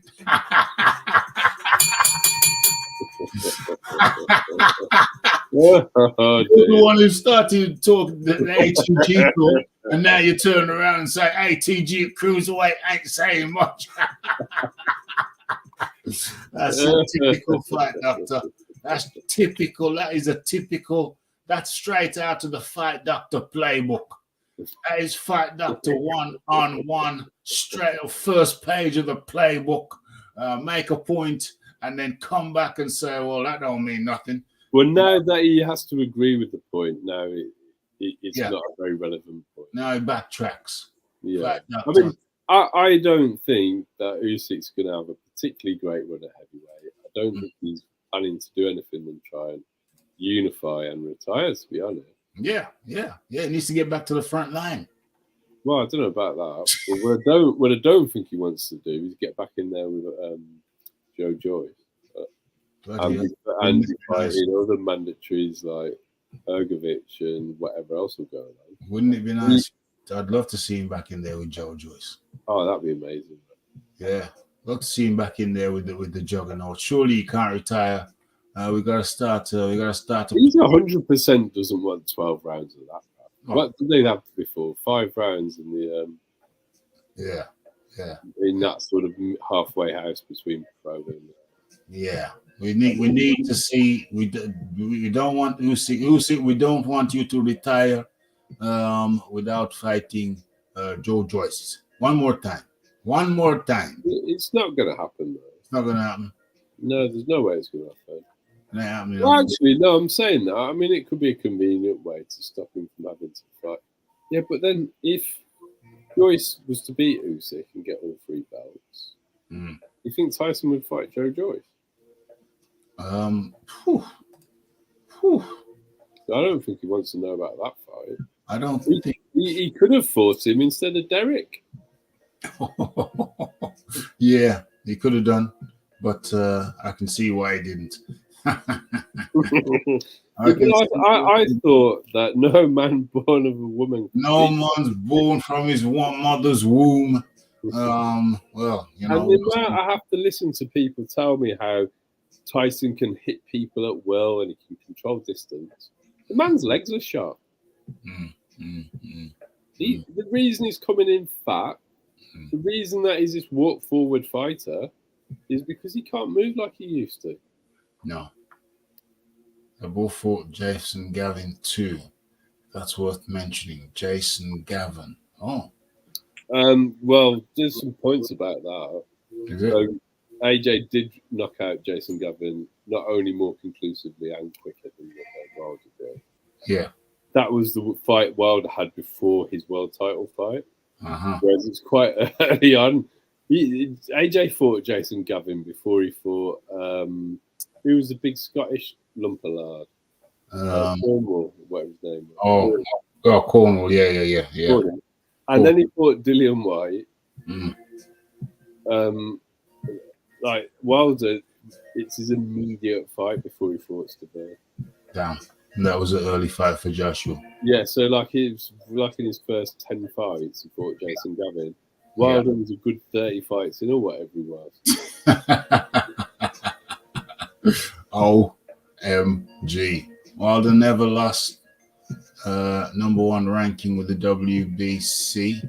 4th fight with Tyson Fury, inevitable. Yeah, he never lost his number 1 ranking. He's still number 1 now. He isn't the Mando though. So that's what the Andy Ruiz fight is supposed to be for. Yeah.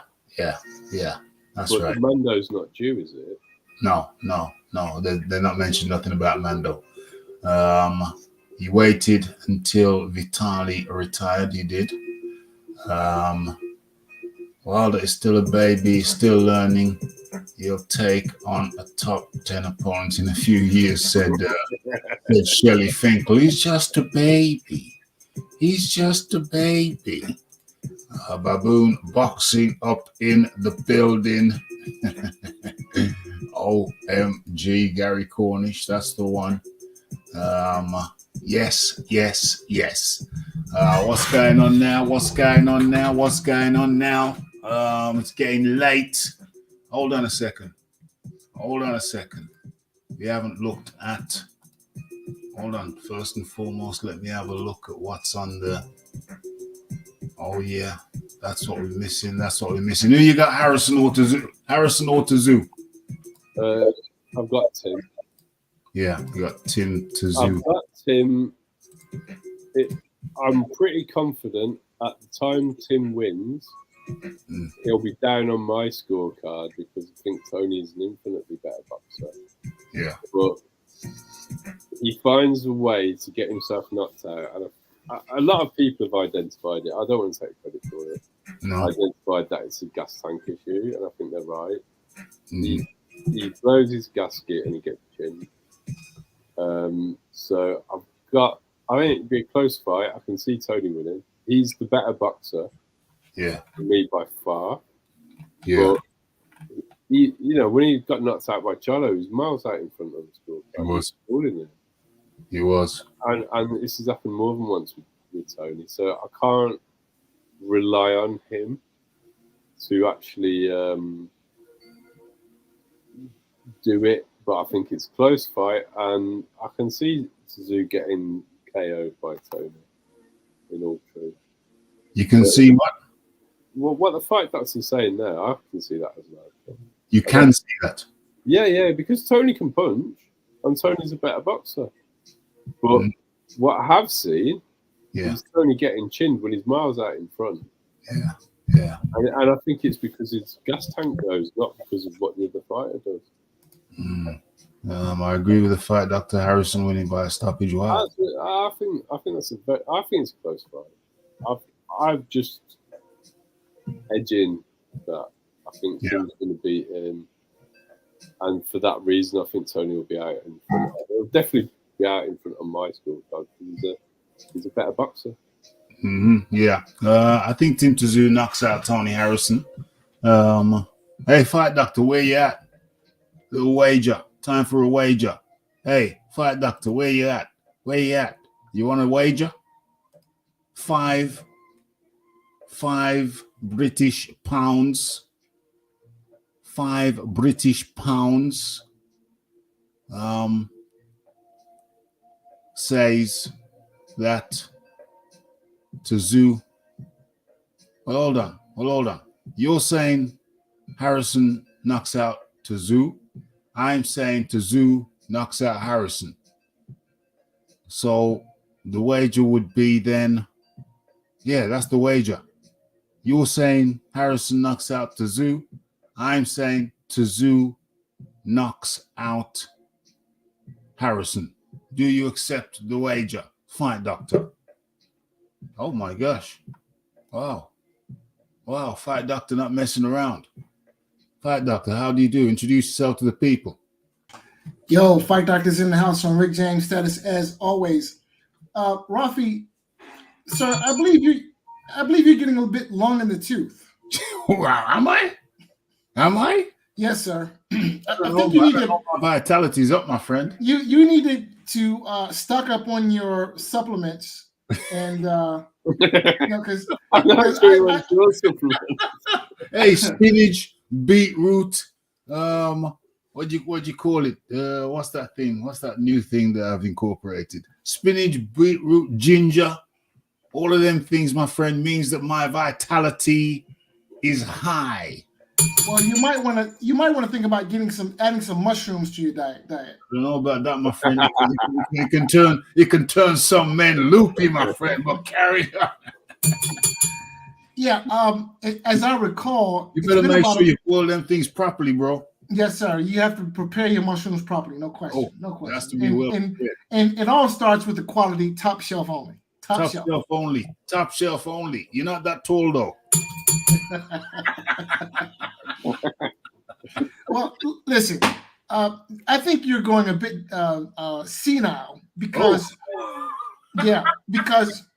it was about a week ago. I came on this show. Yeah. And we made a wager. We already have a bet. No. But what was the wager? Remind me. So I bet you that Tony Harrison is knocking out Tim Tszyu. Oh. And that if Tony Harrison knocks out Tim Tszyu, you owe me 5 pounds British. Yeah. If any other outcome of the fight is anything other than KO win by Tony Harrison, I owe you 5 pounds British. Hey, we'll stick to that then. That's good. I like that. I forgot. You're right. And I forgot. That's very gentlemanly of the fight. That's very gentlemanly. I like that. So. Fight doctor don't realize that the Rafi got 100 things to process on a daily basis. The fight doctor don't know that. So what I'm going to do is I'm going to get you a list. Yeah. Of supplements that you need to be taking to help with your memory. Man. The most important one is actually omega-3. Yeah, the omega-3s. That's in the fridge. I need brain function. Yeah. That's in the back of the fridge. I need to start taking the omega-3s a bit more. But I mean, I've been. I think this week I've only eaten fish. Oh, I've eaten some chicken earlier on. But yeah, it's been fish and chicken for this whole weekend and this week thus far. Last 4 days, fish and chicken, fish and chicken, fish and chicken. But I gotta start popping them omega-3 pills. For the vegans present who are very susceptible to omega-3 deficiency, hemp oil is the best vegetable source, followed by chia seeds. Hemp oil followed by what? Chia seeds. Chia seeds, yeah. Chia Yeah, seeds. Yeah. Chia seeds. I got some of them, but I never really opened the packet. That's easy money for the Fight Doctor. Easy money. You got some backers there, Fight Doctor. Well, to me, like Harrison is the better fighter. Yeah. It's just he's very good at finding a way to get himself knocked out without in front. Harrison. You see, Harrison's a fantastic boxer. Well, I don't know because if you cut off, if you lack concentration, if you start showboating a little bit, But he beat Charlo. Yeah, Charlo's a division undisputed champion. yeah, He's got one loss on his record to Tony Harrison. That's a good point. So if Charlo's more than decent, then he's got to be more than decent too. Yeah, but then Charlo's limited as well, though. I think Charlo's not as good as he is. 54 Charlo. Sorry, the 54 Charlo is a pretty all-round good boxer. pretty all round. Yeah, I personally think the Charlo the younger is better than Charlo the older. Yeah. 100%. 54. The 54-pound Charlo is a very good boxer. Yeah. He's an undisputed champion. The only thing that's wrong with his situation is that he's totally inactive because I don't think the PBC have got any money to pay him to fight his mandatory. Yeah, that seems to be the case. That seems to be the case. But I always have an issue with stiff boxing. I always. Who's that cooking without the mute? Who's that without the mute? Okay, so I always have an issue. Bro. Yeah, there's some mushrooms being prepared in the kitchen there. I hope you prepare them properly. Soak them first. That's what I do. So yeah, I always have an issue with stiff boxers. He's not fluid enough for you. No. I always have an issue with stiff boxers. So then you should be a fan of Tony. No. Tony is fluid. No, I'm not a fan of Tony because I know his frailty. His frailty is he falls apart. I can't be a fan of somebody who falls apart like that. No, can't. He falls apart. Okay. But I mean, up until the point where he falls apart. Up until the point that he falls apart, he's the done, and then he falls apart. Though, you know what I'm saying? So, and I think he's not proud as well. I think he's not proud because he's from the same school of boxing, I believe. Yeah. What's your thought on the great Tommy Hearns? Well, okay. Well, that's a paradox then, because I do like Tommy Hearns, and he was very stiff. Well, I think there's a lot of good comparisons between Tony Harrison and Tommy. Hold on, Harrison? No. I don't. Harrison ain't no killer. He's not a killer like Tommy. He ain't no killer. Harrison is not a killer. The comparisons are actually the frailties, bro. So they're both crunk fighters, and they're both prone to getting sparked. Well, my issue because that style of fighting has a tendency for people to put too much weight over their front foot, and they get caught there. Harrison doesn't please me. The Charlo the younger doesn't please me. Harrison is fluid, but frail. He's fluid, but there's a lack of venom. To me, my perception of Harrison is he's fluid, but there's a lack of venom. So he's a pure boxer. He's not a boxer. Yeah, right. So that's a problem to me. That's a problem. If you're fluid, that's all well and good. I like fluid. Yes, I like fluid rather than a stiff boxer. Yes, I do like fluid. But if you're fluid and you ain't got no venom, that's a problem to me. That's a problem. What is now with Charlo, he's stiff and he hits hard, but he's stiff. He's stiff. So it's like, yeah, I got you. I don't like that either. I don't like that either. Hold on though. Hold on, but no, Tommy Hearns, thinking about Tommy Hearns, yeah, he was stiff, but he was stiff and fluid. There was an element of fluidity to his stiffness.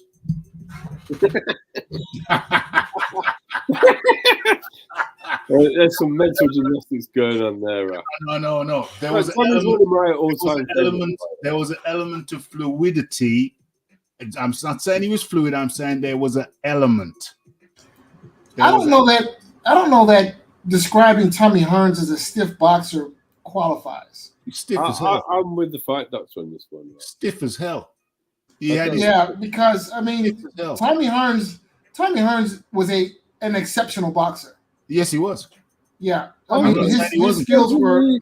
Wasn't he outboxing Leonard until he got chinned? He was up on the cards against Leonard. He was winning the fight. He was outboxing Sugar Ray until he got chinned. And these are the comparisons I'm making with Tony Harrison. Hold on. Are people telling me that Tommy Hearns was not stiff?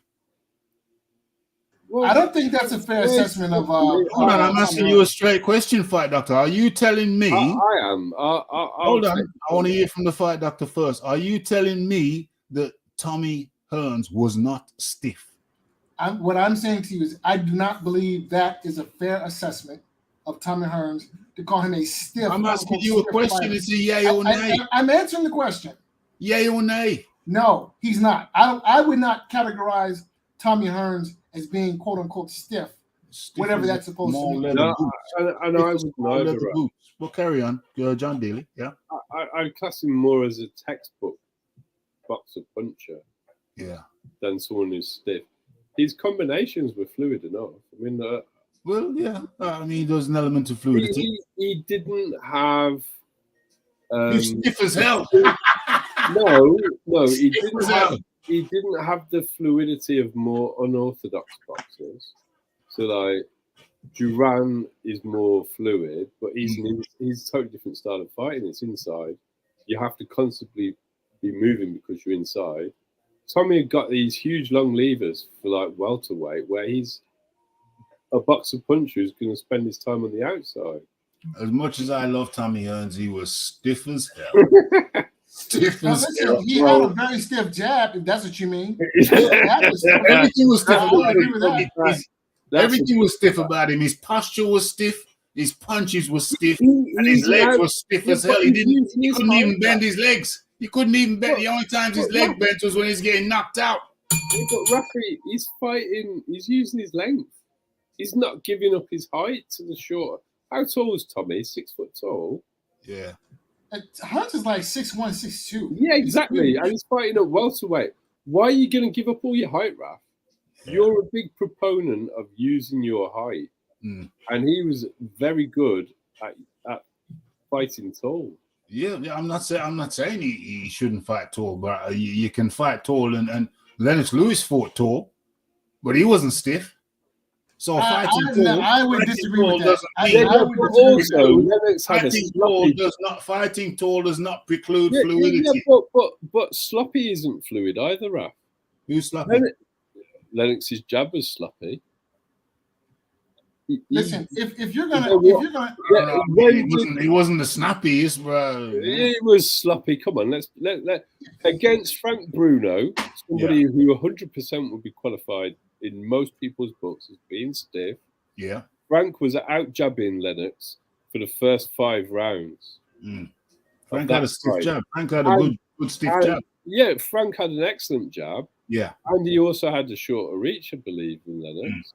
They might actually be the same. I'll have to fact check that, but I think he had 2 inches less than Lennox. And he's out because Lennox's jab was not. It was sloppy. Like Tyson Fury's jab is sloppy. It's not pretty fluid. A fluid jab is Larry Holmes. That's a fluid jab. Fluid. I think you could say it was sloppy, but if he was so sloppy, how come you got the job done so often? Because he had other elements to his arsenal. But one of his main weapons was his jab.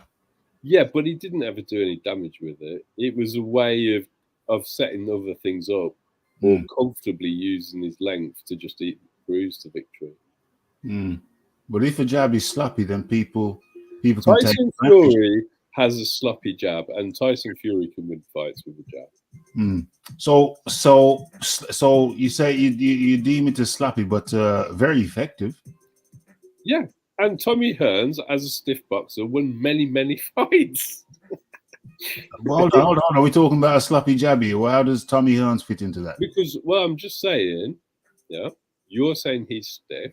Yeah. That did not preclude him from being an all-time great. I never said it precluded him from being an all-time great. I am saying having a sloppy jab does not preclude Lennox Lewis from being an all-time great, because for me, he's number 4 on the all-time list. So hold on. So what you're saying, correct me if I'm wrong, is that Tommy Hearns was stiff, but it doesn't preclude him from being an all-time great. I wouldn't consider him. Is that what you're saying, John? That seems to be what you're saying, John. This is what I'm saying. That seems to be what you're saying, John. This is what I'm saying. Okay, I don't consider him to be stiff, and you don't consider Lennox's jab to be sloppy. Okay. And we don't agree. However, what we do agree on is that they are both great fighters.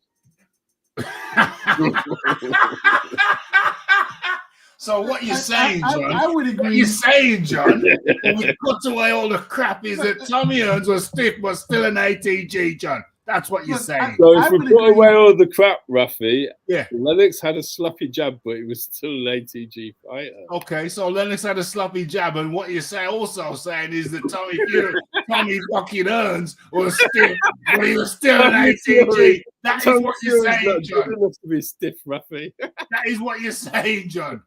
Come on now. Guys, I would agree that between Lennox Lewis and Tommy Hearns, Lennox Lewis is the stiff fighter between those two. Oh my God. Now you're going to took it too far.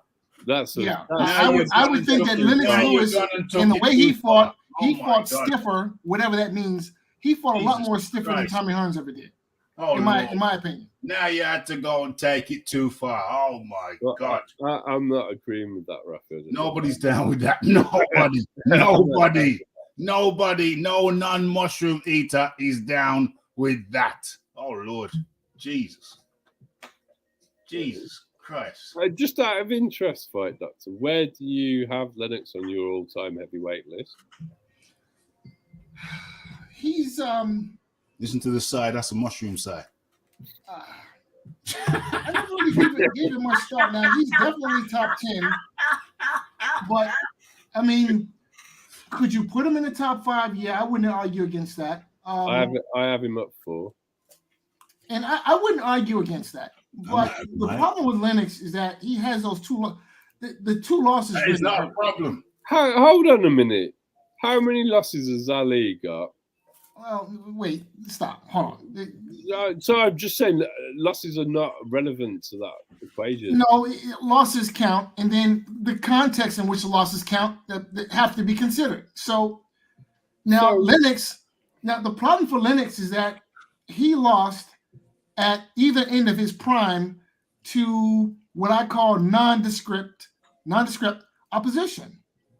Okay. Were those losses avenged? Yes, they were avenged, but again, you still lost. Joe Louis lost. Joe Louis lost to Joe Louis lost to Max Schmeling. You know that, don't you? Did who you asked putting the question to, right? I'm asking the fight doctor. You know, Joe Louis, possibly one of the top three of all time, one of the top 3 of all time, no doubt about it, in the heavyweight. And I understand that.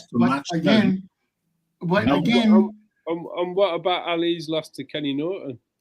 No, but Kenny Norton was a great fighter, though. So that but hold on a minute. It doesn't diminish him. Raph, I think there's a bit of bias going on here. Okay. This is a man who's absolutely annihilated by Foreman, beyond belief. Kenny Norton arguably beat Ali 3 times, not once. There's definitely an argument for the final fight being a Kenny Norton victory. He could have done. They're very close fights. But my argument is that's triangular theory, though. No. My argument is these losses do not detract from Ali's greatness. That's my opinion. Yeah. All right, so let's deal with the Kenny Norton situation. Well, let's Kenny do it. Norton losses. Okay, do it that way. All right, then. first and foremost, those were all close fights. Yeah, All three of the Norton fights were they close were. fights. yeah. Now What about Spinks? let's compare. Let's compare. What about Spinks? What about him? Well, You is talking he about what the we Ali's doing loss to for Spinks? Yeah. Ali's that really doesn't even figure in the equation because Why Ali. not? Well, several reasons. One, he was at the tail end of his career. He was arguably suffering from Parkinson's syndrome by the time that fight happened. He was well past his sell-by date. So to hold that against him, I think it's quite unfair and disingenuous. Really, honestly, it is. I don't. I just don't hold the Oliver McCall losses and the Ruttman loss against Lennox because he went back and he beat him. But again. Well, here's the thing. Hold on. Let me just say this real quick, because Oliver McCall was no punk. So Oliver McCall doesn't have to be a bum. Oliver McCall was not. Oliver McCall was called the Atomic Bull for a damn good reason. He was He was a well-known all-rounder. He sparred with. Still never touched the deck. He sparred with Mike Tyson and didn't go down. He was the Atomic Bloody Bull. And then when he comes to Hasim Rahman, no, I'm just going to be in another few seconds.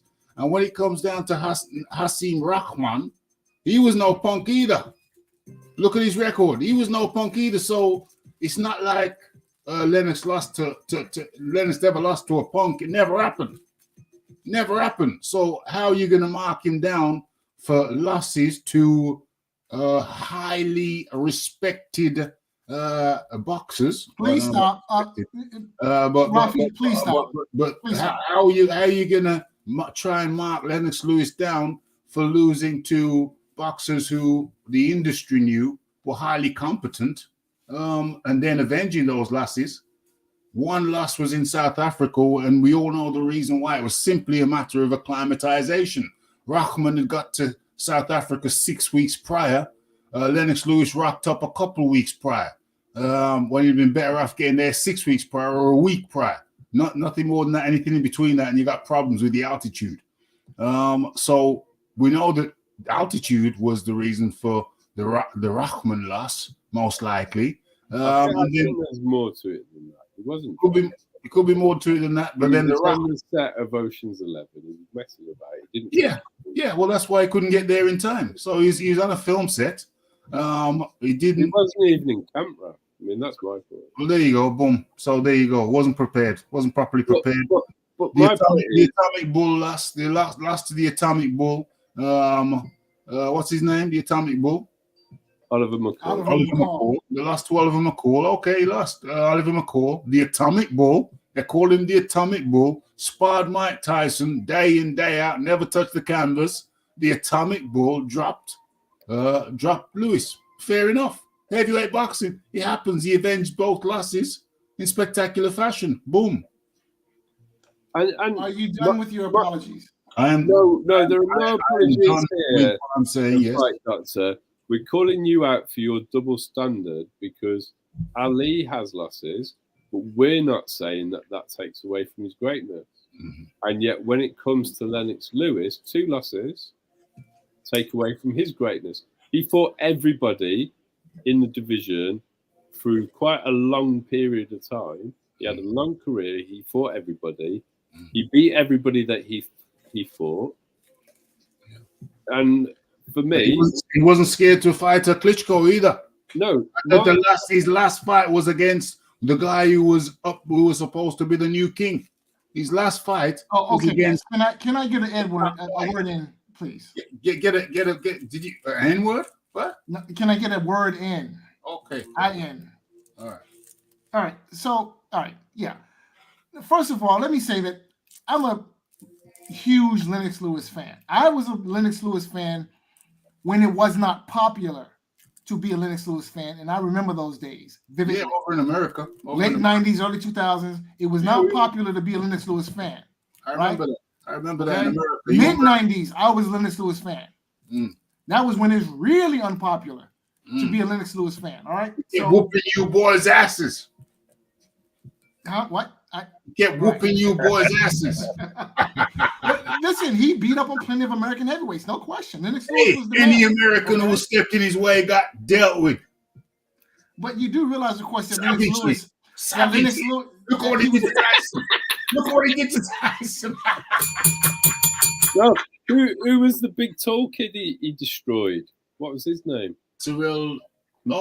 Razor Ruddock. I think it's No. Big lad, like 6'6". Oh, you're talking about He was supposed to be the American savior, and Lennox dealt with him in the rounds. John Stewart. No, not John Stewart. Alex Stewart. Oh, no. I think you're talking about Ribalta. He wasn't American though. I'm gonna Bucks wreck it. I think he was Ribalta. I think you're talking about Ribalta. I think he was he's a black guy, but so the point that I'm trying to make is I'm not trying to deny or diminish Lennox Lewis in any way. I'm only dealing with the facts as they are. Carry on. Now we talk about Ali's losses to what's his name? Who? Spinks? No, Kenny. Norton. Yes. Now those were all close. Is the guy again? It's not, but let me make my point, please. Let me make my point, please. Who? It's more to it than the fact that Ali lost. It's the manner in which the loss happened. That also has to be taken into consideration. Now, in the losses to Rahman and to McCall, Lewis was utterly destroyed. What? He was one punch knocked out in both fights. First in the second round, and I think the Rahman loss was the 6th round. Yeah, he was out on his feet against Rahman because of the altitude. He was out. No, he was out. He was out on his feet. When Rahman landed that punch, he completely put his lights out. There's no question about that fight. So, he was already out with through fatigue. That's what I'm saying. Yeah. But there's no dispute going on this. I didn't realize it was all based on chin, because it's not. No, it's also it's the not, revenge that he exacted on these defeats is far more telling than Ali's revenge on Kenny Norton, which were also close fights where there's all right. Now let's talk about. There's a case that Norton should have 2 wins over Ali, not 1. All right, I'm not going to argue that, and I'm actually going to agree with that. All right. However, if we're going to talk about. So whilst Lennox's losses are more devastating, his victories were more conclusive. So that cancels itself out, is my argument. It's just different. This is what okay, wait, hold on. Now, hold on a second. Again, we have to deal with the context of what was going on at the time these fights took place. Now, let's talk about the McCall rematch. All right? The McCall. Yeah, we need to talk about the Oliver McCall rematch. I agree. Okay? Oliver McCall should not have been in the ring on that night. The man was fresh out of rehab. In fact, I don't even think fresh out of rehab is probably being generous. Yeah, I'm not going to dispute any of that. Who's out to rehab? But how is that Lennox's fault? And what's that got to do with anything? It's not Lennox's fault. But again, if we're going to use that, if we're going to use that logic, then we also need to apply that same. We need to keep that same energy when we're talking about the Rahman #1 fight in South Africa. Yeah. But the fact that Lewis came to the fight not prepared, that's not Rahman's fault. And that reflects negatively on Lewis, in my opinion. Deserved the win. I don't have a problem with Lennox Lewis winning. I mean, just to clear this point up, I have Ali ranked higher than Lennox Lewis on my all-time list. Yep. Me too. Yeah. So I'm just saying that the 2 losses that you have do not detract, in my opinion, from Lennox's greatness, because everybody in my top 5 has losses, significant losses. So my personal number 1 is Joe Louis. My personal number 2 is Ali. Then I have Larry Holmes. Then I have Lennox, and I have Mike Tyson. They've all got significant losses because they all fought everybody in their division. And if you fight everybody and you continuously fight good fighters, you're going to lose. So I have another question for you. rather than questions, because you have the floor to make your argument, your closing argument on this point, and it can be done very concisely. But for as much of the floor as you've had, you still fail to make your closing argument on this point. Well, there is no closing argument to be made, to be completely There is a honest. closing argument to be made. I can make a closing argument to the point. If I'm going to close anything, if I'm going to close anything, I'm going to close the refrigerator door after pulling out mushrooms. How about that? You keep your mushrooms where? Make your closing argument. I can make a closing argument. I can't make a closing argument because I have a question for Mr. Why Dilly. can't you? I have a question for Mr. Dilly. Can I ask Mr. Dilly my question? I'm asking you a simple. Why can't you make a closing argument to the point? Because I have a question. That's why. Listen, no. Let me just present this theory, this fact to you. Let me present this fact to you. Whenever an individual has an argument, they must also be able to provide a closing argument. There's an argument, there's a debate, and there's a closing argument. I don't understand why I can make a closing argument, John can make a closing argument, but you're here insisting that you cannot make a closing argument. That makes no sense. I can't make a closing argument because I've run out of mushrooms. Well, that's believable. No, hold on a second. This is a very important point. Because in a debate... I will make my closing argument. No. Let's be clear. In a debate, this has been accepted for thousands of years. In a debate, you make an argument. A debate takes place about your hypothesis or your argument, and then the person who made the argument gives their closing argument. Sir, that's not open debate. That's how it goes. That's how it works. That's how it's worked for thousands of years. Yeah, I was not aware that this was a debate. I thought this was a discussion. This is a discussion of an argument. Okay. Now you have an argument. If you have an argument, by definition, you must have a closing argument. No, you make closing arguments in debates, not discussions. This is a discussion, not a debate. You make closing arguments in debates or discussions. Okay, I'm going to make a closing argument for this discussion. Is that okay? But has that not been the protocol for thousands of years? I don't know. I wasn't around. If you have an argument, then you, by definition, must have a closing argument. Rafi, I'm sorry, Rafi. I'm not thousands of years old like you are, sir, so I can't speak to what was happening back in Moses' day. Do you not read? Now, you might have been there, sir, but I was not read? There. Are you unaware that if a man has an argument, that man must have a closing argument? I only read the label on boxes of mushrooms. Provide me with your closing argument. Thank you. All right. So,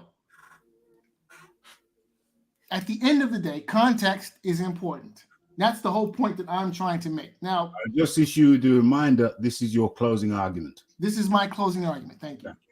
So, when the question of Lennox Lewis and his place on the all-time great list is considered, is he top 10? Of course. Is he top 5? I don't know. I think the losses and the manner in which they happen hurt his claim, his where we would place him in terms of, it hurts the argument to place him in the top 5 because maybe perhaps I could come up with a list of 5 heavyweights who deserve to be there more so. Let's have on your argument. So let's have the top 5 fighters. Yes. I've given you mine quite quickly. I can give you mine later if you want, or now, or whenever. We'll carry on, make it top 5. Let's have your top 5 then. I would need to really sit down and think about it because some days maybe I would want to put Lewis in my top 5, other days maybe not. So I would need to sit down and think about it. So we'll just make a provisional top 5. You can do that. It's fairly straightforward. I mean, the top 3 are obvious. Here's the problem. Here's the problem. If I'm going to make a top 5 list, not only do I need to make the list, I need to be able to defend it. Yeah. So that's going to require some thought. Like, okay, well, why do you have this fighter at number 3? Okay, I need to be able to explain. But yeah, I mean that's a given. It's not really about hard, is it? I have Joe Louis as number 1 because he has the most title defenses, longest reign, straightforward, and he was lineal. He had everything throughout his reign. I have Ali at number 2 because he cleared out the division twice in 2 eras. And I have Larry Holmes at number 3 because he has the second most number of title defenses and the second longest reign. Straightforward. After that, I have Lennox because he was the last undisputed champion. He had an exceptionally long reign. He fought everybody and he beat everybody that he'd faced in the ring despite his 2 losses. And then I have Mike.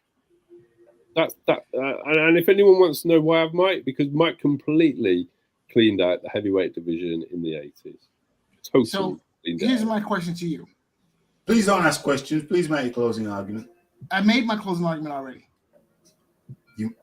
Just reiterate. You just avoided giving us the top 5. Here's my very long You're to full of mushrooms. Fight, Doctor. So Yes, here's my question for holes in my top 5, but every top 5 can have holes. no. I'm not trying to poke holes at me because it's all subjective. Can you reiterate your closing argument, please? Because I don't know what it is. I just have a question for Mr. Dealey. Can you tell me your closing argument, sir? I told you your closing. I told you my closing argument already. Time, can you clarify your closing argument? All right. So context is important, and I just think that I would need to sit down and just really come up with a top 5 list. All right, forget about it. I would put Lennox on the list, and I think that would answer the question. All right, forget about your top 5. Let's concede that then, because you're not going to do it. So forget about your top 5, but your closing argument, sir. I've made my closing argument. Could you please concisely put your closing argument? Lennox is an all-time great. Yes, no question. However, the manner in which the timing, the context in which his losses occurred, they hurt his legacy in my mind. So I have a problem figuring out exactly where Lennox goes in the top 10 because of the manner in which his losses happen. In addition to that, also the quality of his wins. So that's my closing argument. Now, can I ask my question, please? Mr. Dilly, my question to you is this. You rank Mike Tyson ahead of George Foreman. Can you give me an idea of why? No. Yeah, I'll give you an idea. I can't accept that. You're not going to provide a top 5. You're going to question somebody else's top 5. I can't accept that. George is my number 6, and the reason that he's number 6 is he didn't clean out the division when he was champion. His reign isn't long enough. He didn't have enough title defenses. Mike completely cleared out a division, beat more champions to become... In the middle 80s, he beat everybody. And George didn't. And George is number 6 for that reason. Who beat you can swap him around. If you want to have George over Mike, I can see an argument for it. But that's my reason. Who beat I like George better than Mike. And I also think prime for prime, George beats Mike as well. But if you go off the record and accomplishments and length of title reign, number of defenses, and all of those other things, Mike has got more. Tony Liston's actually my favourite anyway, but he can't be there because he's got one successful title defense. I haven't given my top 5 yet. I think I should, because I've asked Fight Dr. Fee, so it's only fair that I give mine. Okay, number 1, Muhammad Ali. Why? Because he beat everybody who was there to be beat. Everybody took on the bogeyman, Sonny Liston, when he was supposed to be unbeatable. You know, had certain sectors of America scared. So yeah, and he had a hell of a long reign. Came back after an enforced 3-year hiatus by the American government because he wouldn't go and fight in Vietnam. Came back after that and became champion again. You know, I don't want to use the word lineal, but hey, Muhammad Ali, number 1. Joe Louis, number 2. Long title reign. Spanning a decade? Took on everybody. Devastating finisher. Devastating puncher. Economic movement. Effectiveness. Learned to hold his hands up after he got. You had to fit it in, didn't you, the rap? You had to put that in there. Nice little liver shot for Jam there. Look, I don't mind which way people have those two. Learn to keep his hands up. I just like punching, Rappy. Sorry? I just like punching. You what? You like I don't. I like people that can punch. If it's in the boxing ring, I don't like people that slap. Yeah, that's fair. That's fair enough. But slapping, punching, punches as well. Turned out some lights. Finished George Foreman. So what's his name? Joe Louis 2. In 3rd place. A lot of people ain't gonna like it. Lennox, the Lion, Lewis. 4th place. A lot of people ain't gonna like this either. Jack Johnson. Lennox Lewis, because of his long title reign, fought everybody. Jack Johnson went against all the odds in a very racist America. He didn't give up. Went everywhere. People had weapons in the crowd, aimed to do him harm. I think he was attacked more than once. Fought everybody, and he has losses on his records, but that doesn't prevent him. To me, that doesn't prevent him from being an ATG. So it's Jack Johnson in 4th. In 5th, who would I put in 5th? It's very fluid, not stiff. Fluid. In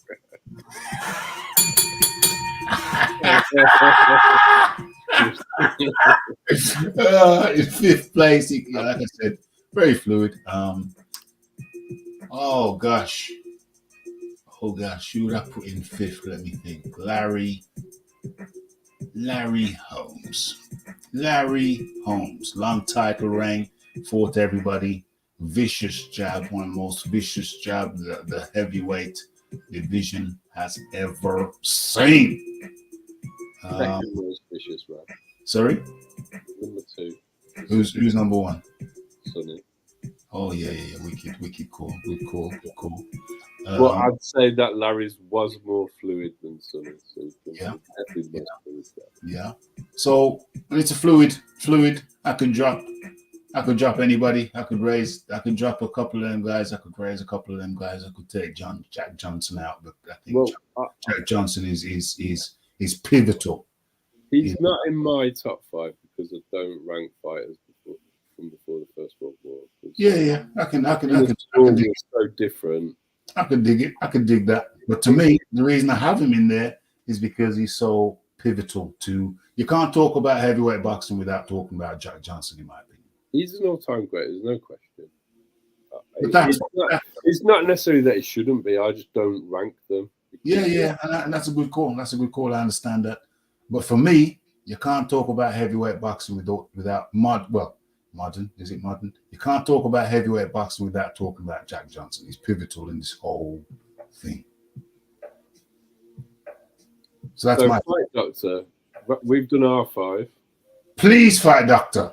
Please just give us a top 5. I give you a top 3. So I'm going to put Lewis and Ali as 1A and 1B. Behind that, I would put who would I put behind? Honestly, I think Foreman. You're mad. Surprised me with that one. You're mad. And here's the reason why. I want the reason, for definitely. Well, for one, he does have tremendous wins in his first career, but then to win the heavyweight crown at 45 years old in a good heavyweight era, nonetheless, is quite impressive and a record that will probably still stand 100 years from now. So, I mean, that's an accolade that really sets him apart from everyone else on the list. I mean, seriously. I mean, yeah, but when you talk about context, he didn't beat Holyfield, did he? He didn't beat the #1 champion. He beat Michael Moorer. Well, Michael Moorer was coming off of a win over Evander Holyfield. Yeah, he was. And how many belts were on the line for that? And the other question I've got is, in his second round, George dropped all his belts. He didn't defend any of them. Well, that's really beside the point, because at the end of the day, what's him?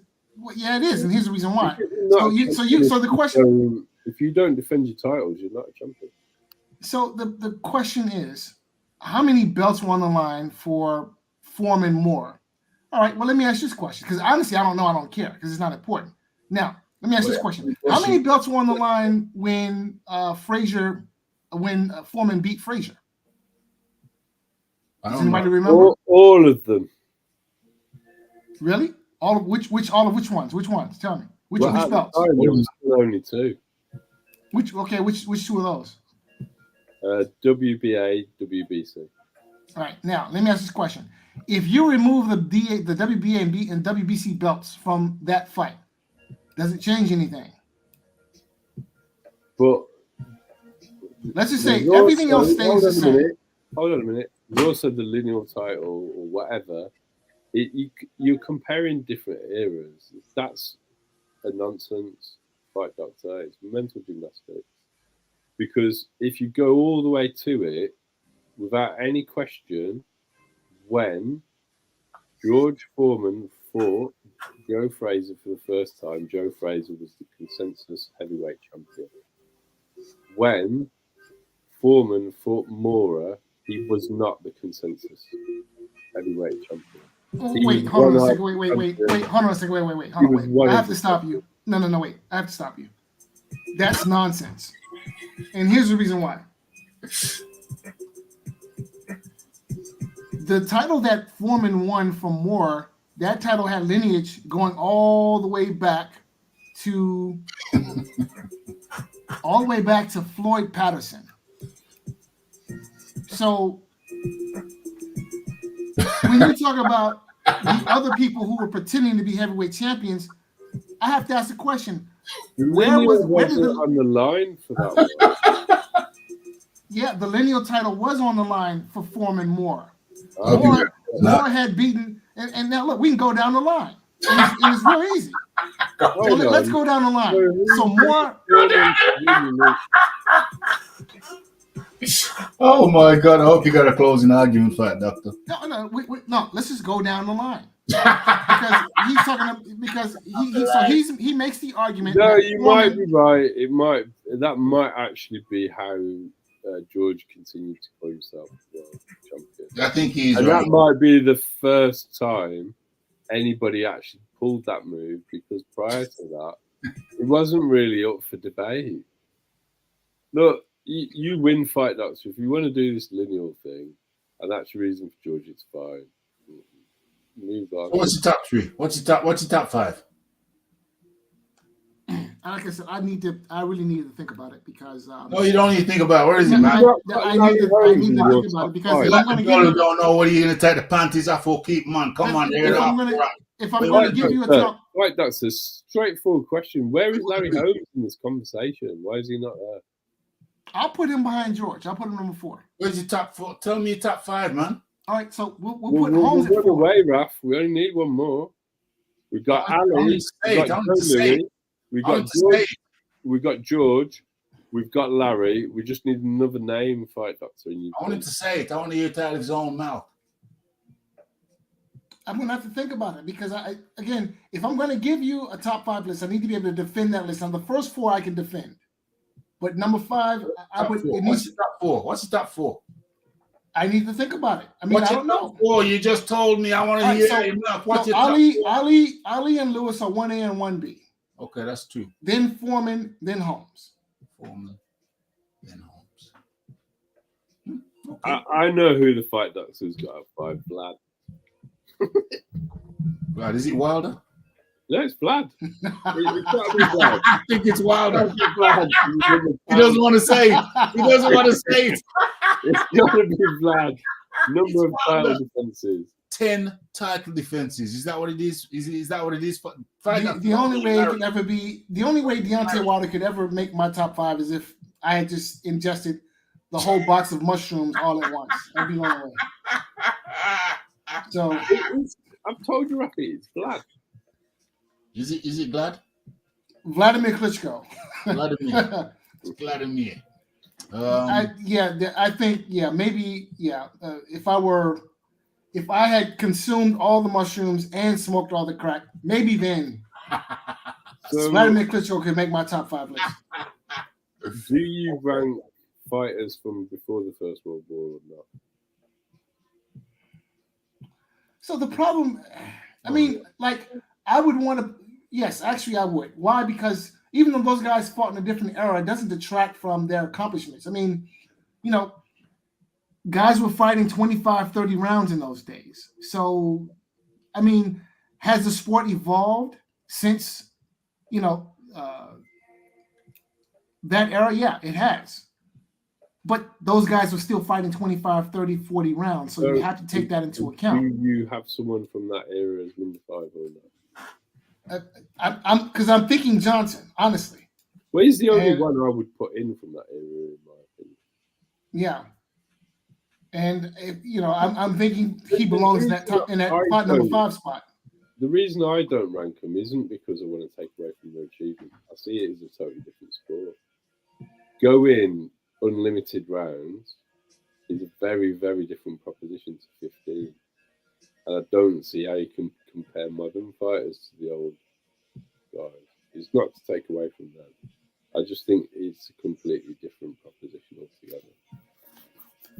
Yeah, well, I'm going to agree. I can see that argument in the same way that I can see the argument for racing drivers. I can see that argument in the same way I can see that argument for Formula One racing drivers. Yeah. If people, there's no question to me that Jack Johnson is an all-time great. I don't have a problem with that. And there's a lot of all-time greats from before the First World War as well. He's not the only one. Yeah. I can't compare the other fighters to them. It's difficult. So that's why I don't do it. It's difficult, and I understand why somebody wouldn't do it, but I also understand why I do it.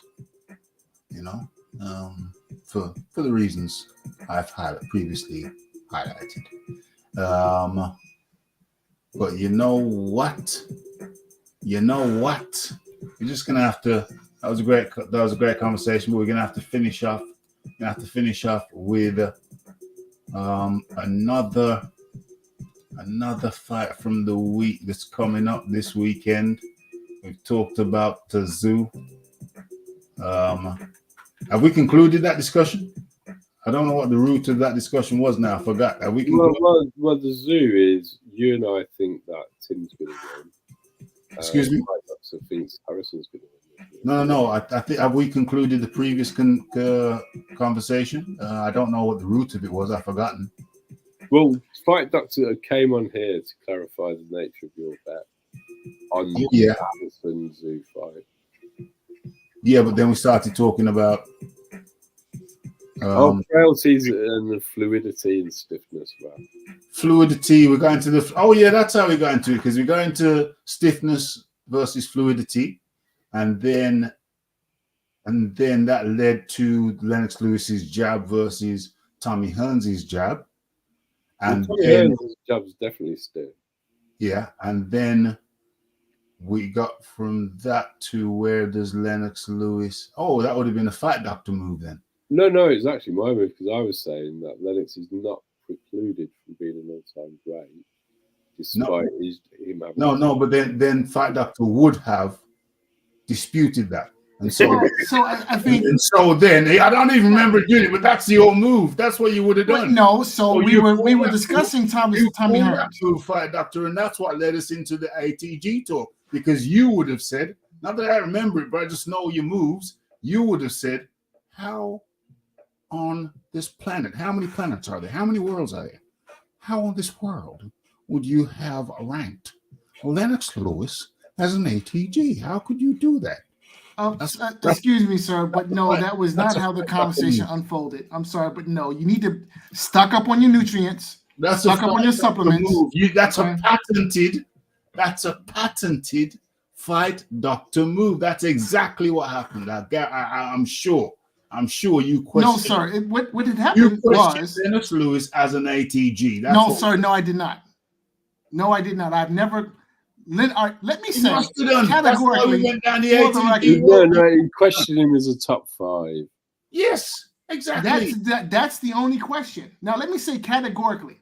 So I was right. For the record, question these ATG. Lennox Lewis is an all-time great heavyweight. Well, that's what we're talking about. No, now you, sir, you accused Thomas Hearns of being stiff. He bloody well is stiff because he ended up as a vote to 2-1. It was, and then you brought up Lennox Lewis. It was 2-1 against him being stiff, and he ended up as 2-1 for him being stiff. Don't get it twisted. Check the ballistics. If you win the bet, make sure you stock up on your supplements. Oh, you switched again because we're talking about ATG, and then you switched again. No, we're talking. You got more switches than a mongoose. No, sorry, we're talking about your early onset of dementia. That's what we're talking about. Okay? You can switch quicker than a mongoose. Shout out to Archie. Stick and move, okay? Stick and move. Shout out to Archie Moore. Stick and move. Hey, I always do. That's a Raffy move. You know, that's a Raffy move. OMG. Father, forgive me for my transgressions. Okay. So, as entertaining as this chat has been, we got work in the morning. Tazoo, let's just real quick. Tazoo v. Harrison, I'll go first. Tazoo via KO. Fight Doctor. I've got Harrison stopping Zoo. I mean, Zoo is straight trash. He has his father's punch, but he's a worse boxer than his father was. And Kasha Zoo would never be confused with Sugar Ray Leonard or Pernell Whitaker, right? I mean, we all saw what happened to Kasha Zoo when a slick boxer got in front of him. He was thoroughly outboxed. So that's exactly what I expect to see this weekend. Baby Kasha will get thoroughly outboxed and stopped. That's what's going to happen. I promise. Okay. Well, get your money ready. Well, I think Fight Doctor's right up until the point that Tony's gas tank blows and gets pinned. I've got Tim winning. I think Tony is the better boxer, and I think he will be up on the scorecards. And I think his gas tank's going to go. So what did you say at the end there? Well, I've got Zoo winning. Because by KO, there's no way that Tazoo can beat Harrison on points. He's not a good enough boxer. It's not possible. Harrison could get robbed in Australia. Harrison could get robbed in Australia. Yeah, it could. Aziz versus Frere. I ain't really overly familiar with Frere, the Frenchman. So can't really say, but I think Aziz is going to win. I'm assuming it's better than Frere. Anybody got opinions on that? No opinion. No opinion. No opinion. Okay. Let's keep it moving. Ramirez versus Rosado. I'll go first on this. Ramirez versus Rosado. Rosado's tough. I would imagine he's the underdog. Look at those records: 44-1, 26, 16-1. I'm going with the more seasoned, or is he more seasoned? I don't know, but certainly got more fights. I'm going with Ramirez, although, you know, Rosado ain't no punk. He lost that fight, but he should have won against, what's that cat's name? New York cat? Jacobs, Daniel Jacobs. I think Rosado won that fight. It was not, the judges didn't see it that way. So, tough cat, persistent, durable. Ramirez. Who did Ramirez just fight? Lost to him. He fought who's the guy who just beat Alvarez? What's his name? The Russian cat. Oh, Bivol. Bivol. Bivol, yeah. Bivol undressed him. Bivol did undress him. In superior skills. But I'm going with Ramirez by points over Rosado. Hi, Doctor. Yeah, I see it. Ramirez. Points, maybe late stoppage. I mean, what weight is this? Is this fight happening at what, light heavy? Ramirez fight info. It's gonna be light heavy. That's a disgrace. That is an absolute disgrace. Is it light heavy? Yeah, I mean, this is I don't think Ramirez can make 168 anymore. No, he can't. That's why he moved up. And like gave his best middleweight. Yeah. He started off at 154. Yeah. This is not acceptable. No. So yeah, He's just been brought on to lose. Yeah. Like, It's a paid job. It's a paid job. A fight, doctor, is Ramirez being promoted by Oscar? see, now that's the question, because I mean, what is he doing on his PBC card? Because that's what I thought. I thought he was a Golden Boy fighter. So I don't know what the hell he's doing over here. Maybe he flew the coop. I don't know. No. This is being advertised in front of you there in the US and the UK on the zone. And because it's such a horrific matchup, I think this is an Oscar promotion on the zone.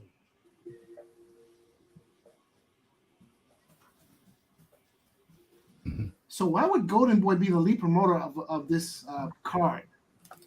Well, I don't know. Golden Boy are on the zone, aren't they? Yeah. Is it Zerdo? Or is it The zone. On the zone. No. Is this? Hold on a minute. I said Zerdo, not the zone. That is Zerdo, isn't it? Who's fighting Gabe? Ramirez is a Golden Boy fighter. At least I thought he was. Yeah, well, Golden Boy are on the zone, aren't they? Yes. And Golden Boy promotes on the zone. Yes, they do. Yes. Yes. It's on the zone. Golden Boy with the zone. This is a zone production. And Gabe Rosado has no business fighting at light heavyweight whatsoever. No.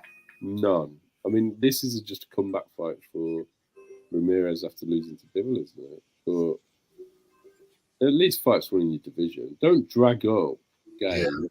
Yeah. Gabe's not like Gabe is always game. He's a willing fighter, but he's not a puncher anyway. No. And you dragged him up like at least one weight class. For my money, 2 weight classes. Yeah. I don't like this fight.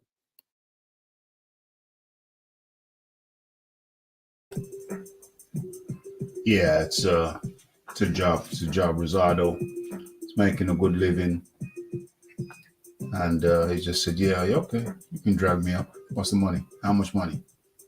But yeah, Gabe ain't winning that fight. It's not in his weight class. They dragged him up. They've dragged him up. Well spotted. I didn't realize it was light, heavy weight. What's this weekend? It's the 11th. Okay, so I'm not going to go any further down. Isn't there the Tony Yoka? Oh yeah. Fight? Oh yeah. How come that doesn't show up? Well, it's not on the Zone, is it? It's on ESPN. No, but it still would show up on this thing here, ESPN. I'm sure it's this weekend. It is this weekend. It is this weekend. That's one thing that I wanted to touch on. But the fact it's not showing up here means that there ain't no broadcaster. There ain't no British broadcaster. There's probably not even an American broadcaster. How you like them apples? There's no British broadcaster. There is no. I think ESPN is showing it. ESPN. It should show up.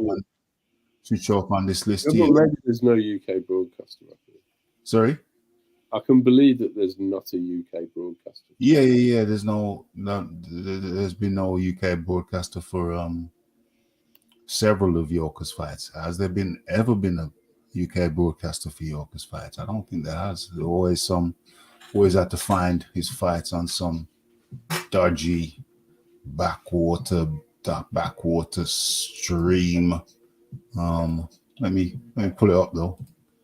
Yoka versus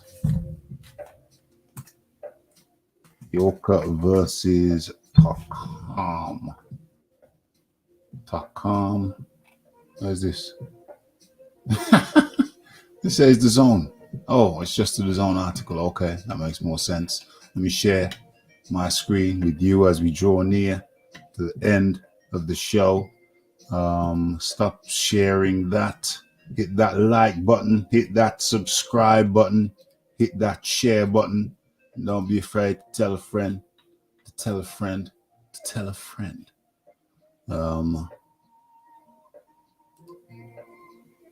Pancho stoppage over Colin. Okay. When's that fight happening? I haven't seen that advertised. When and where is that fight happening? Do you know? Have you seen her? So let's have a look at this real quick, real smooth, like Tony Yoka versus Calm, date, start time, etc. Of course, the last time we saw it, Tony Yoka was getting absolutely battered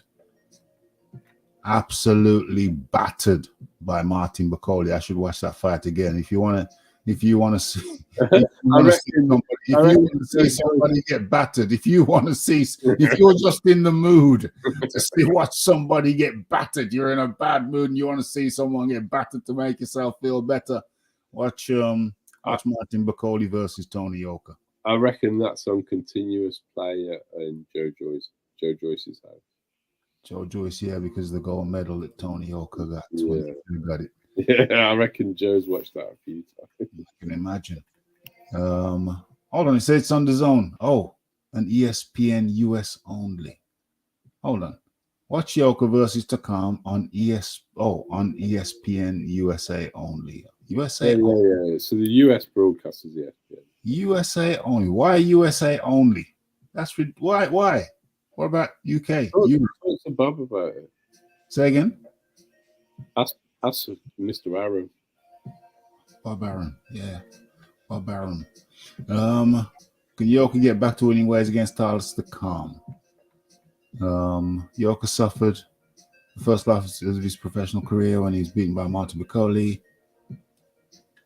We saw that fight. I think everybody saw that fight. Well, did you see that fight? Didn't I cover it? Did I cover it or did I not? Can't remember. I did cover it. I did a live show for that fight. I was jumping out my chair. It was what a beating Martin Bakoli put on that guy. Jeez Louise. It was vicious. I'm not going to go through all of this. But I will say, I haven't given my prediction yet. Okay. Saturday on the Zone. Okay. What will I say? I'll say that that's interesting because Carlos Takam getting older. He ain't getting younger. He's getting older. Last time I saw him, he's getting knocked out by Chisora. What was that? A couple of years back now. He's had fight since. He's had some labored fights since. Is Yoka going to take him out? He should do. He's a younger guy. He's a fresher guy. He's supposed to be an up-and-coming guy. So I'm going to have to go with Yoka. Yoka should, if he's cracked up, if he's what he's cracked up to be, which he may not be, which he probably isn't, but he's still, he took a beating last time out. He's got to be focused this time around. So I've got to say Tony Yoka by points. Is he going to do it by points? How many rounds is it? A 10-rounder? Is it a 10-rounder?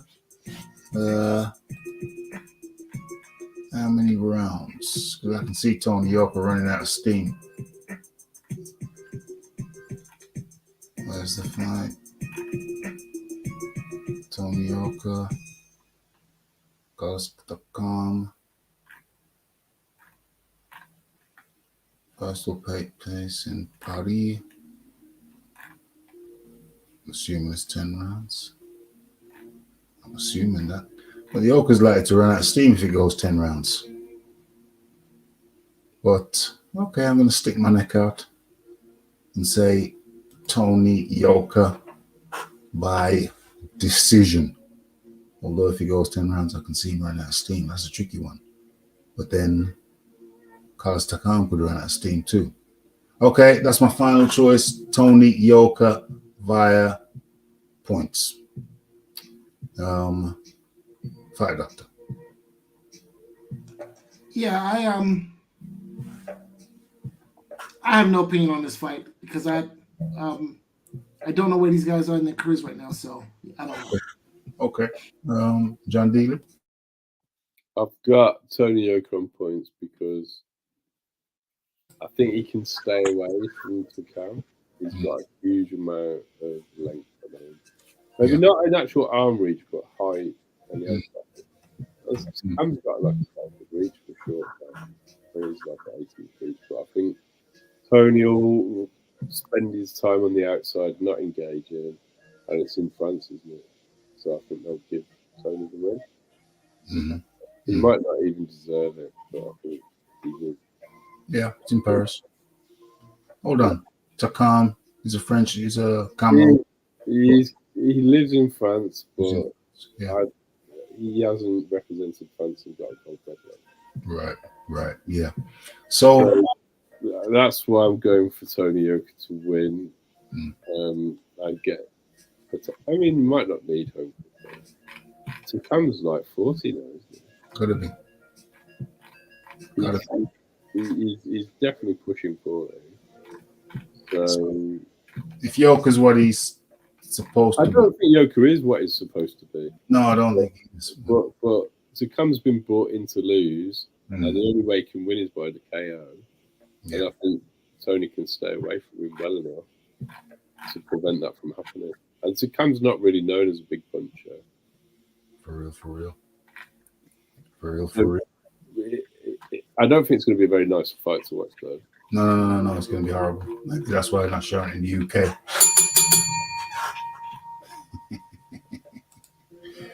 Okay. Watch Tony at the weekend. Just watch the Tony over again. Say that again? If anyone wants to watch Tony Yoka fight this weekend, they should watch him against Martin Cody. Okay. And that brings us, like, subscribe, comment, share. That brings us nicely to the end of the show. It's run a bit longer than we usually do, but we had some interesting topics and some very interesting discussions. And very, very interesting discussions. And the Fight Doctor came with his unique blend of logic and illogic. Is that a word? Fight Doctor? Illogic? Illogical. I don't know if illogic is a word. It might be. I don't know. Mushrooms is a word. So mushrooms is a whole damn way of life with you, my friend. Hey, Fight Doctor. You brought it. You brought it. I don't know We're gonna have to continue. I don't know where the hell you got it from, but you brought it, my friend. We're definitely gonna have to continue this Lennox Lewis conversation. Hey, Merriam-Webster do include illogic as an actual word. do they? Yeah, they do. It's a word, Fight Doctor. It is a word. You need to boil them mushrooms for longer, my friend. Fight Doctor lost for words. Impossible. Impossible. The top shelf mushrooms don't need to be boiled. You just pick them and eat them. Okay? You just pick them and eat them, just like that. Top shelf. You just pick Only them and top eat them. shelf. Just pick them and eat them. You don't even steam them. Yeah, just pick them and eat them, sir. The top shelf quality. No boiling is necessary. Do you wash them? Yeah, well, you pick them, wash them, then eat them. Yeah. Slice them up, put them in a salad. Whatever you want to do. Fight Doctor, entertaining as always. Logic, illogic. You just bring it. Logic, illogic, yin and yang, hot and cold. You need balance, okay? Balance. You need what? You need what? What did you say? That's the You need balance. Fight Doctor. Fight Doctor. I'll say this: you're not an average guy. I not tonight, because in the UK it is gone midnight. Yeah. But on another occasion, I'd like to hear the Fight Doctor give me a balanced view on Wilder's career. Oh gosh. Wow, that would be something. But would the Fight Doctor be averse to a closing argument though? Fight Doctor, are you generally averse to closing arguments? No, I'm not averse to closing arguments, not one bit. And I would just offer this. It took a while though. It took a while to get it out of you though. Well, we were having a discussion. Well, we still haven't got number 5. Somehow the discussion got confused with a debate, and there's a difference between the two. Is there a difference between a discussion and a debate, Fight Doctor? I think so. Yes. Is that what you're saying, Fight Doctor? I think there's a distinction. You want me to verify that? Well, I mean, so the dictionary is a great place to look whenever there's a question. What is So a discussion is the action or process of talking about something in order, and this is the key part for the Fight Doctor, to reach a decision or an exchange of ideas. And I think that's Rafi's point.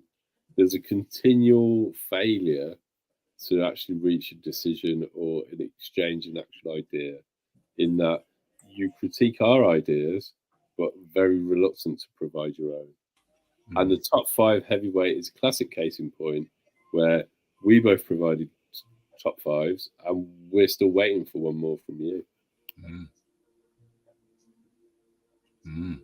Well, I gave you okay. So, but here's the problem: is that and I thought I explained, if I'm going to give you guys a top 5 list, I need to be able to defend the list, which means it requires some thought. No, the definition of a debate, a formal discussion on a particular matter in a public meeting or legislatively assembly.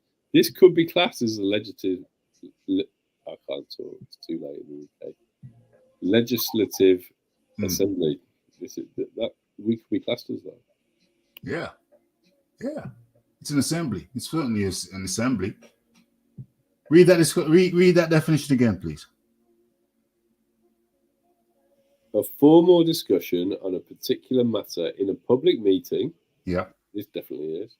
Yeah. Or a legislative assembly in which opposing arguments are put forward and usually ends with a vote. Oh, okay. We don't have a vote, Raf. So we had votes. We kind of had votes. So what do we vote on?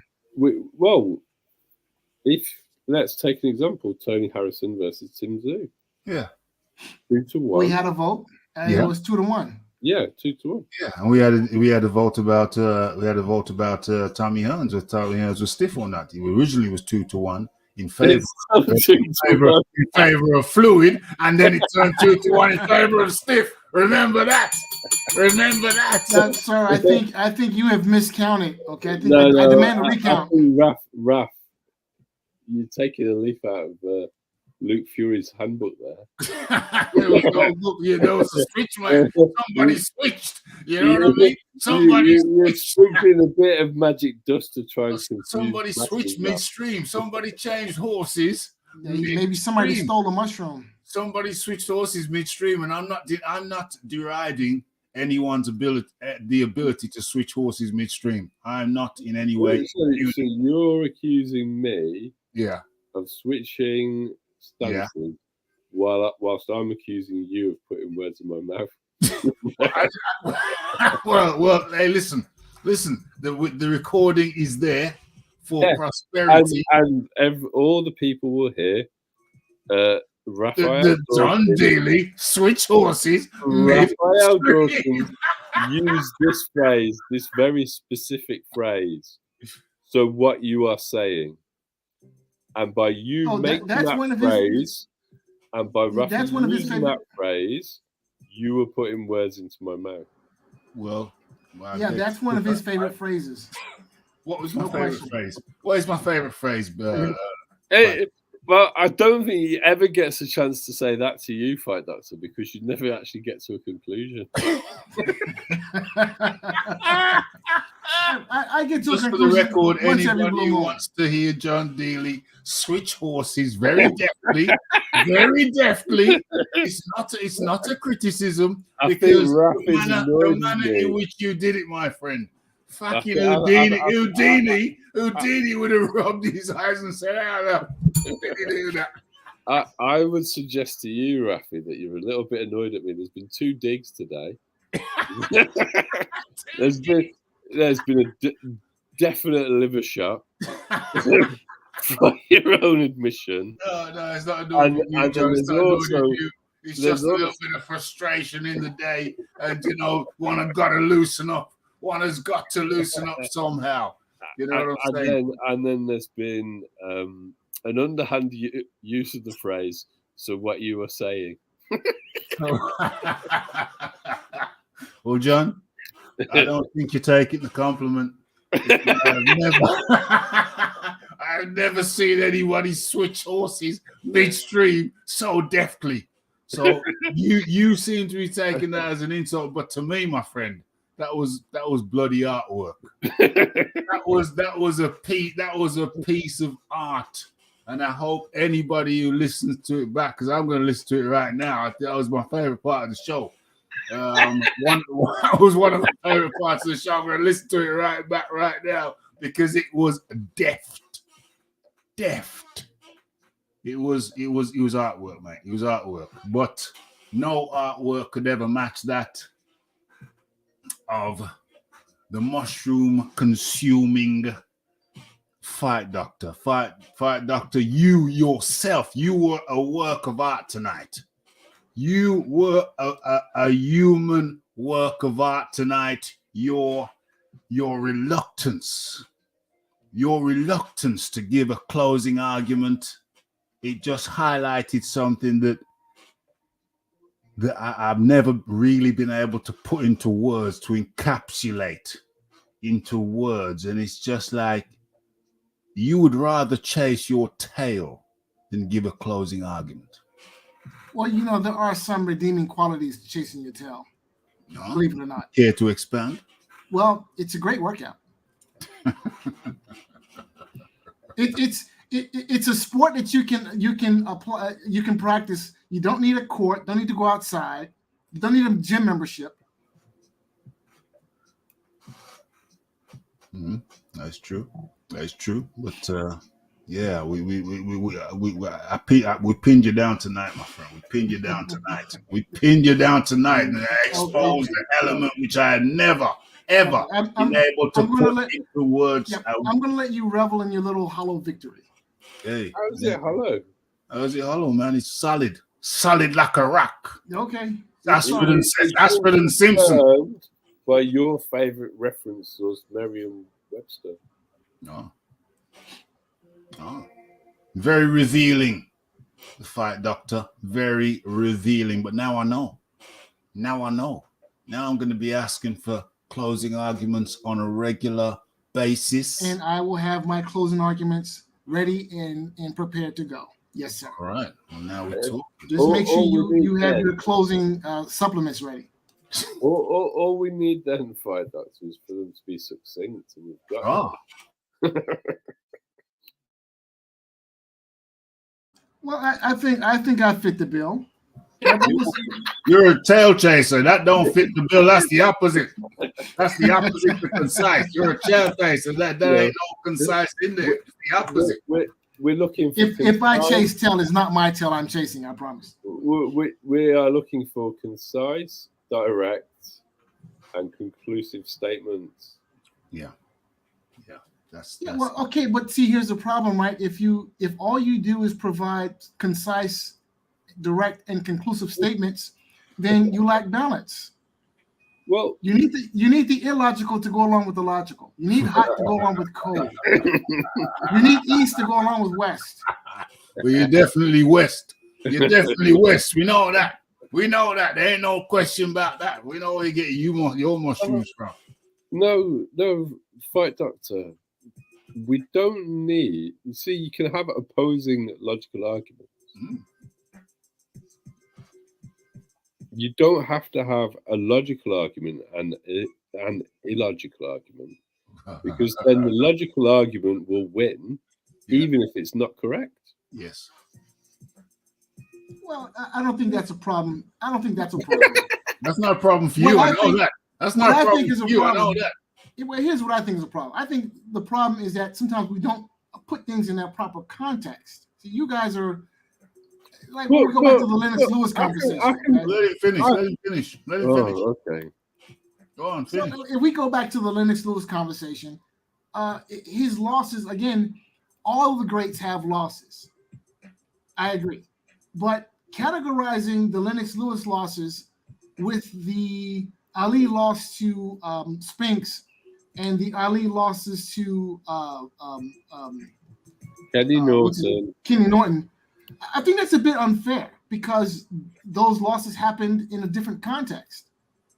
Well, so every again, loss is gonna context is happen important. in a different context. I mean, I can put my elbows down onto Rafi's attempts at a liver shot here. It's well documented that much like Lennox Lewis in the first Max Schmeling fight, Joe wasn't training. He was too busy playing golf and he didn't take it seriously. And he wasn't well prepared and he got beat. But it doesn't matter that all that Rafi and I are saying is losses do not detract from an ATG resume. And if you get into it, Dependent on how the ATG responded to the loss. exactly. And in all of these cases, they came back and they won. Mhm. Emphatically.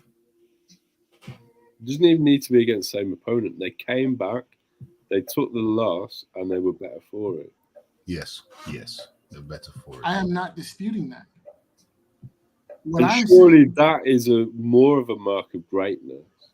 That if you can take your devastating loss and come back and learn from it and be a better and more proficient fighter, that is better than any of this sort of cherry-picked unbeaten runs that we see people go on these days. and I'm agreeing with that also. Okay, but my argument is that when you're making stew, all right, when you're making stew, you put the potatoes and the carrots and the mushrooms and whatever other ingredients, and you stir it all in a pot. So depending on what stew you're making, I bet the analogy. He doesn't even know what the I bet the analogy is. analogy doesn't work. He's forgotten it halfway through. I bet the analogy doesn't work. I'm betting the if I analogy may be does not allowed the work. privilege to finish my thought, please. I bet it doesn't work though. Carry on. If I may be allowed to finish my thought. Now, depending on what type of stew you're making, that dictates the ingredients. Yeah, different ingredients, different stew. It ain't gonna work. Carry on. However, so all right. So It ain't again, gonna work. when you look at a fighter's resume, Oh Lord. you cannot arbitrarily It's failed. Lord. neglect to add certain ingredients It's failed. where it relates to their achievements, wins, losses, what was going on in their career at the time, what were they doing, what point of their career. All of these things have to be added to the equation. And then we deal with whatever is, when we add it all up, we deal with whatever is on the right side of the equal sign. That's the point that I'm making. So now if you just arbitrarily leave out certain factors in a fighter's career, I don't think that's fair. No, but nobody's done that though. Well, and you can't point to an instance where anybody's done that though. And even more than that, if we're talking about fair, you're prepared to make allowances for some fighters and not others. Please give an example. So we just gave you an example. We just gave you an example. You want a lot of context around, for example, the Oliver McCall second win for Lennox Lewis, but you don't want to allow any context for the first loss for Lennox Lewis against Ruckman. That's not consistent. I don't understand what. Well, it's I don't get that because everything that Rafi has said about the loss to Ruckman is documented. In that he was on the set of Ocean's 11 and he did not acclimatise to a fight that was held at altitude within the prescribed amount of time. That's recognised. I'm not denying any of that, but we have to ask the question. Okay, but now, all right. So again, I'm still clarifying the bit you don't understand. So when we look at the win that Lennox has over Oliver McCall, you want to look into the state that Oliver McCall was in at that time.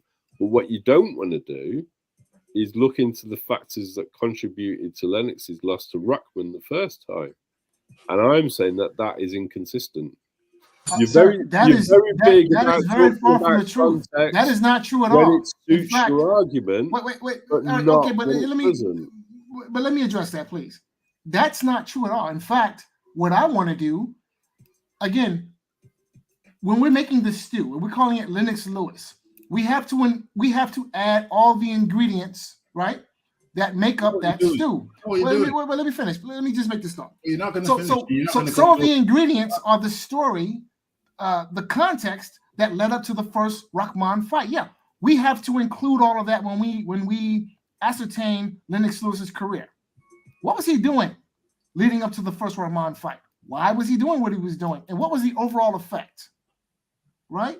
The effect being the outcome of the fight and the effect on his legacy. What do we learn from the build-up to the first Rahman fight? Here's what I learned. Lewis did not take his opponent seriously. Now, in my mind, that's a failing on the part of Lennox Lewis, and it hurts his legacy. Why? Because that is a component of who he was. Now, you can't sit there and tell me that I can't judge Lennox Lewis based on his preparation for a heavyweight title fight. Yes, I can. Yes, you can, but you also have to, in order to achieve balance, you also have to address the response. So you address the failing, that's perfectly fine. You failed to prepare correctly. But then you have to address the response. And the response was that the next time around, he prepared correctly and he redeemed himself. Okay. In a nutshell. The rematch is done. Carry on. The rematch does not erase the first fight.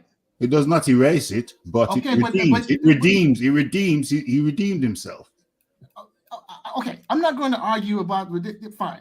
If that's the term you want to use, I'm not going to argue with that. Yes, he redeemed himself, but he did not erase the first fight. No, nothing gets erased. If the rematch, let me wrap this up in the bowl. Let me put the ball on. So you have Joe Louis right up there in your top two. And he has a very similar situation with Max Schmeling. I agree. Very similar. So if he's redeemed by his victory, how is Lennox Lewis not redeemed? So let me ask a question. So let me ask a question. Let me ask both of you gentlemen a question. Who would you rate higher, Max Schmeling or Hasim Rahman? Hasim Rahman. I think you would find yourself. I think you would find yourself in very slim company if that were the case. I would have Most people. I think most. I'd have them about even because neither of them have got a string of notable wins. That's fair. You've got the dodgy decision with Sharkey and Schmeling. Mm. You've got that fiasco, and you've got his win over Joe Louis. Who else is on his resume, please, Fight Doctor? Enlighten me. Mm. If the argument you're making is that Schmeling's resume is weak, I'm going to agree with you. However, and so is Ruckman's. I would argue. I would Ruckman's. argue that Schmeling's resume is better than Rahman's. Yeah, but that's just arguing over who's the worst. Yeah. I would say that they are roughly even, and I would suggest that the only reason that they hold victories over Lewis, the two Lewises, spelled differently, is because neither of them prepared for it properly. And then when they went into the rematch, their victories were so devastating because they did actually prepare for it properly and they wanted vengeance. And we saw the outcome and difference in quality between both fighters. And I don't think the losses detract from either of them. Case closed. And I would say that is using the context and applying it fairly, not when it suits your narrative. Case closed. That's a straw man argument because first of all, it's the notion that somehow I've done two different standards for Lennox Lewis and Joe Louis. That's false. Right? What's false? There's no evidence to suggest. How I've just demonstrated because there's no evidence. There's no evidence. I've just gone through it very methodically. But it doesn't work with the Fight Doctor because it's got to be one sentence. It's got to be one sentence, or he won't accept it. Well, I will provide you with the one sentence, and it's simply this: Joe Louis failed to prepare for Schmeling first time around. Lennox Lewis failed to prepare for Hasim Rahman first time around. Joe Louis redeemed himself in the rematch. Lennox Lewis redeemed himself. Well, Joe Louis redeemed himself in a rematch which took place sometime after. Lennox Lewis redeemed himself in a rematch which was an immediate rematch. Both of them failed to prepare, and both of them redeemed their performances. Case closed. One sentence. Boom. That's the way it works. That's the way you do it. That's the way it's done. It's been a very, very, very entertaining conversation. Entertaining show. For all those who missed it, hey, that's on you. But you missed very, very entertaining dialogue, conversation, debate, discussion. Fight Doctor, John Dealey. It's been very pleasurable. Fight Doctor, your final words, please. Hit the like button. Yeah. And help Rafi in his effort to redeem his memory by contributing and getting to the pot to get him some memory pills, some memory vitamins. All right, I'll take that. Well, my vitality's high. I'm just saying, the beetroot and the ginger and the cucumber and the vitality is good though. But yeah. So I can add to the brain power. But the vitality is good, and I think that's important. That's very important to me. It's very important to the Rafi. You can take the Jamaica out of Jamaica. I'm just saying. I was in the gym today, and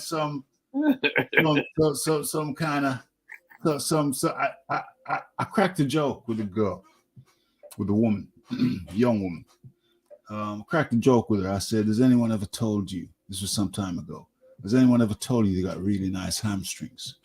And she looked at me. I thought she'd burst out laughing because it was supposed to be a joke. Nobody walks up to someone and say, "You got really nice hamstrings." I thought it was an obvious joke. But she looked up, instead of laughing, she looked up at me with these big doe eyes and said, "No." And I thought, damn, the girl's gone and took it seriously, and now she's looking at me with doe eyes. So I said, yeah, you really have. She said, oh, thank you. And I just kind of eased off. I went over to my mate and I just said to that girl, you got really nice hamstrings. And he burst out laughing. So he confirmed it to me. It was a joke. But anyway, I was out in town the other day, a couple of weeks back, and then I got this vibe. Somebody was watching me as they were walking past, and I turned around. It was her and a friend. And she was looking with those dull eyes again. And I kind of looked away. I didn't really acknowledge it. You know, it kind of is tricky because they were trying to pretend as if they weren't kind of focused, but I could sense the focus. I could feel it. I could feel the force. And they walked on and I kind of analyzed it. I said, oh, so she was talking to a friend, telling her about me, talking about me. Okay, that's cool. That's no problem. That was about a month ago. And then today, when I was getting my work in and some work in, she was on a particular machine. I wanted to use it, and there was another machine, and the guy was on. I could have gone up to him, and I could have said to him, "Do you mind if I jump in?" But I didn't. I went up to her, and why would I? I went up to her, and I said, "You mind if I jump in?" She said, "No." So I made sure I put on the heavy sweat that I could. Which in retrospect I regret because it was a struggle to get them 10 reps out. It was like a life and death struggle. You know what I'm saying? Good thing she was standing behind me because she couldn't see the grimace. She couldn't see the pain that Rafi was in, trying to, get them 10 reps out. All the best trainers to go to failure. Hey, go to failure, man. Go to failure. So I went to failure. And I thought, I know she must have been impressed. She was standing right behind me. I turned around expecting her to get out. She was right behind me. So I turned 180 degrees to see her. So then she gets on and I was impressed. The girl, everything she does, she pulls her own body weight. She pushes her own body weight. Run for a bus, Rafi? Say that again? She can run for a bus. She could probably damn well stop the bus in its tracks. She's only a little girl, but everything she does is body weight. So she is very well toned. And so she did her stuff, body weight. So then it was me again. And I turned around to talk to her and her chest was there. It wasn't like big, but she was poking. She was pointing at me. And I thought, dang, I just kind of looked at her. And then I realized that she was looking at me, looking at her. And she liked it. So it was her set again. And then we chatted some more. And I realized that, this girl can really conversate. She can really hold a conversation. Some women, you're talking to them and it's they're kind of stuttery and the flow's not right. But this girl, I thought, you know what? This girl, she can really hold a conversation fluidly. Not stiff. She can hold a fluid conversation. I thought, it seems like Rafi has a bit of a problem with rigidity. Well, not in all things, my friend. Not in all things. In some things, you gotta be loose. You gotta be loose. You can't be stiff. You gotta be loose. You gotta be limber. You gotta be limber in them limbs. And I was impressed with her limberness. You know what I'm saying? So anyway, watch this space. Rafi has decided that this girl has got the mental faculties and capabilities that Rafi can really have some nice conversations with this gal. She's strong. She pushes, pulls her body weight, and she can talk. And that's a rare thing these days. She can talk, we can talk. It's nice. And I don't know how we got there.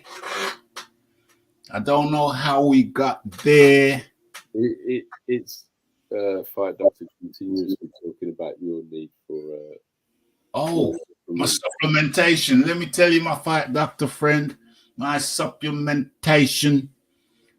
It's real good. I got certain ingredients that are just daily. Spinach.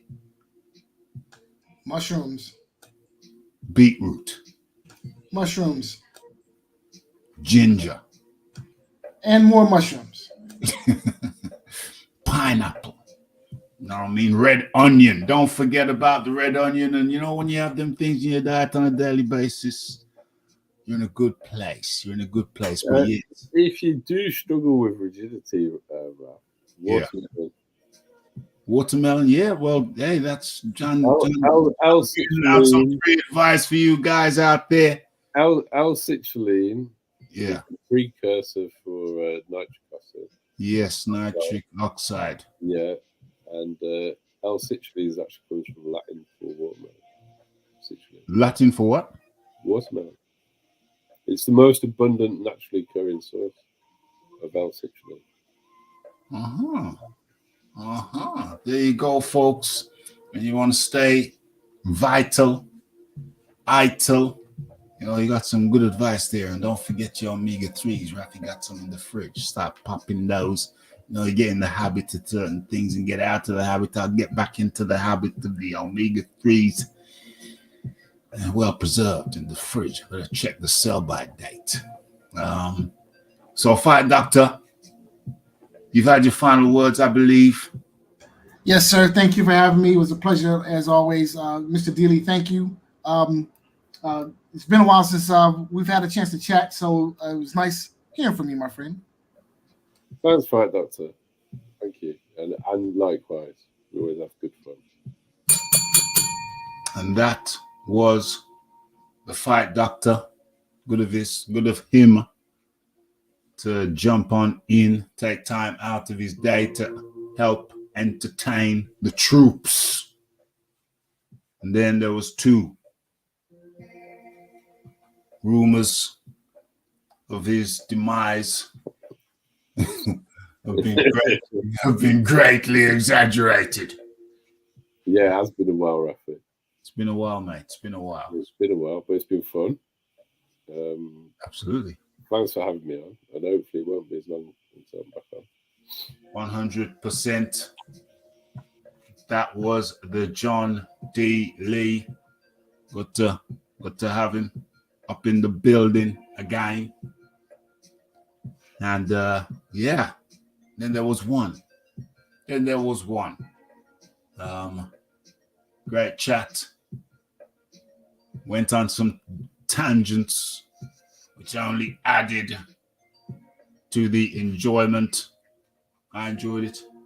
I'm sure my fellow panelists, the Iron Kong, 26, the Fight Doctor, the Bar Fight Doctor, should I say, the John D. Lee. Hit that like button, hit that subscribe button, hit the share button. Went on some tangents. We found our way back home.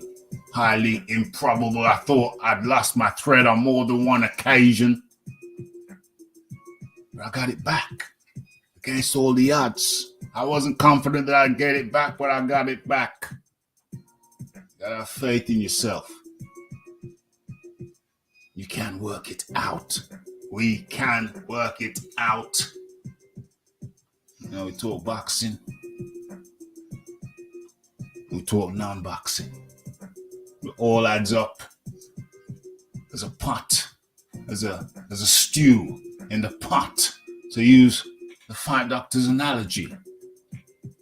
Put all those ingredients together, mix them up, stir them up, keep them at a steady temperature. So you heat it, but you don't burn it before you eat it. Okay? Thank you for your attendance, your participation. It's been the original wrap-up show. Don't settle for no cheap imitations. Stick with the original. Tyson Fury declines Usyk's 60-40 offer. It's Raphael Dawkins. It's the Combat Radio. It's the like. It's the subscribe. It's the comment. It's the share. It's the hitting the bell icon to stay updated with news and notifications. Don't forget about the live show. Don't forget to follow me on Twitter. It's Raphael Dawkins, Combat Radio. We are out. Blessed.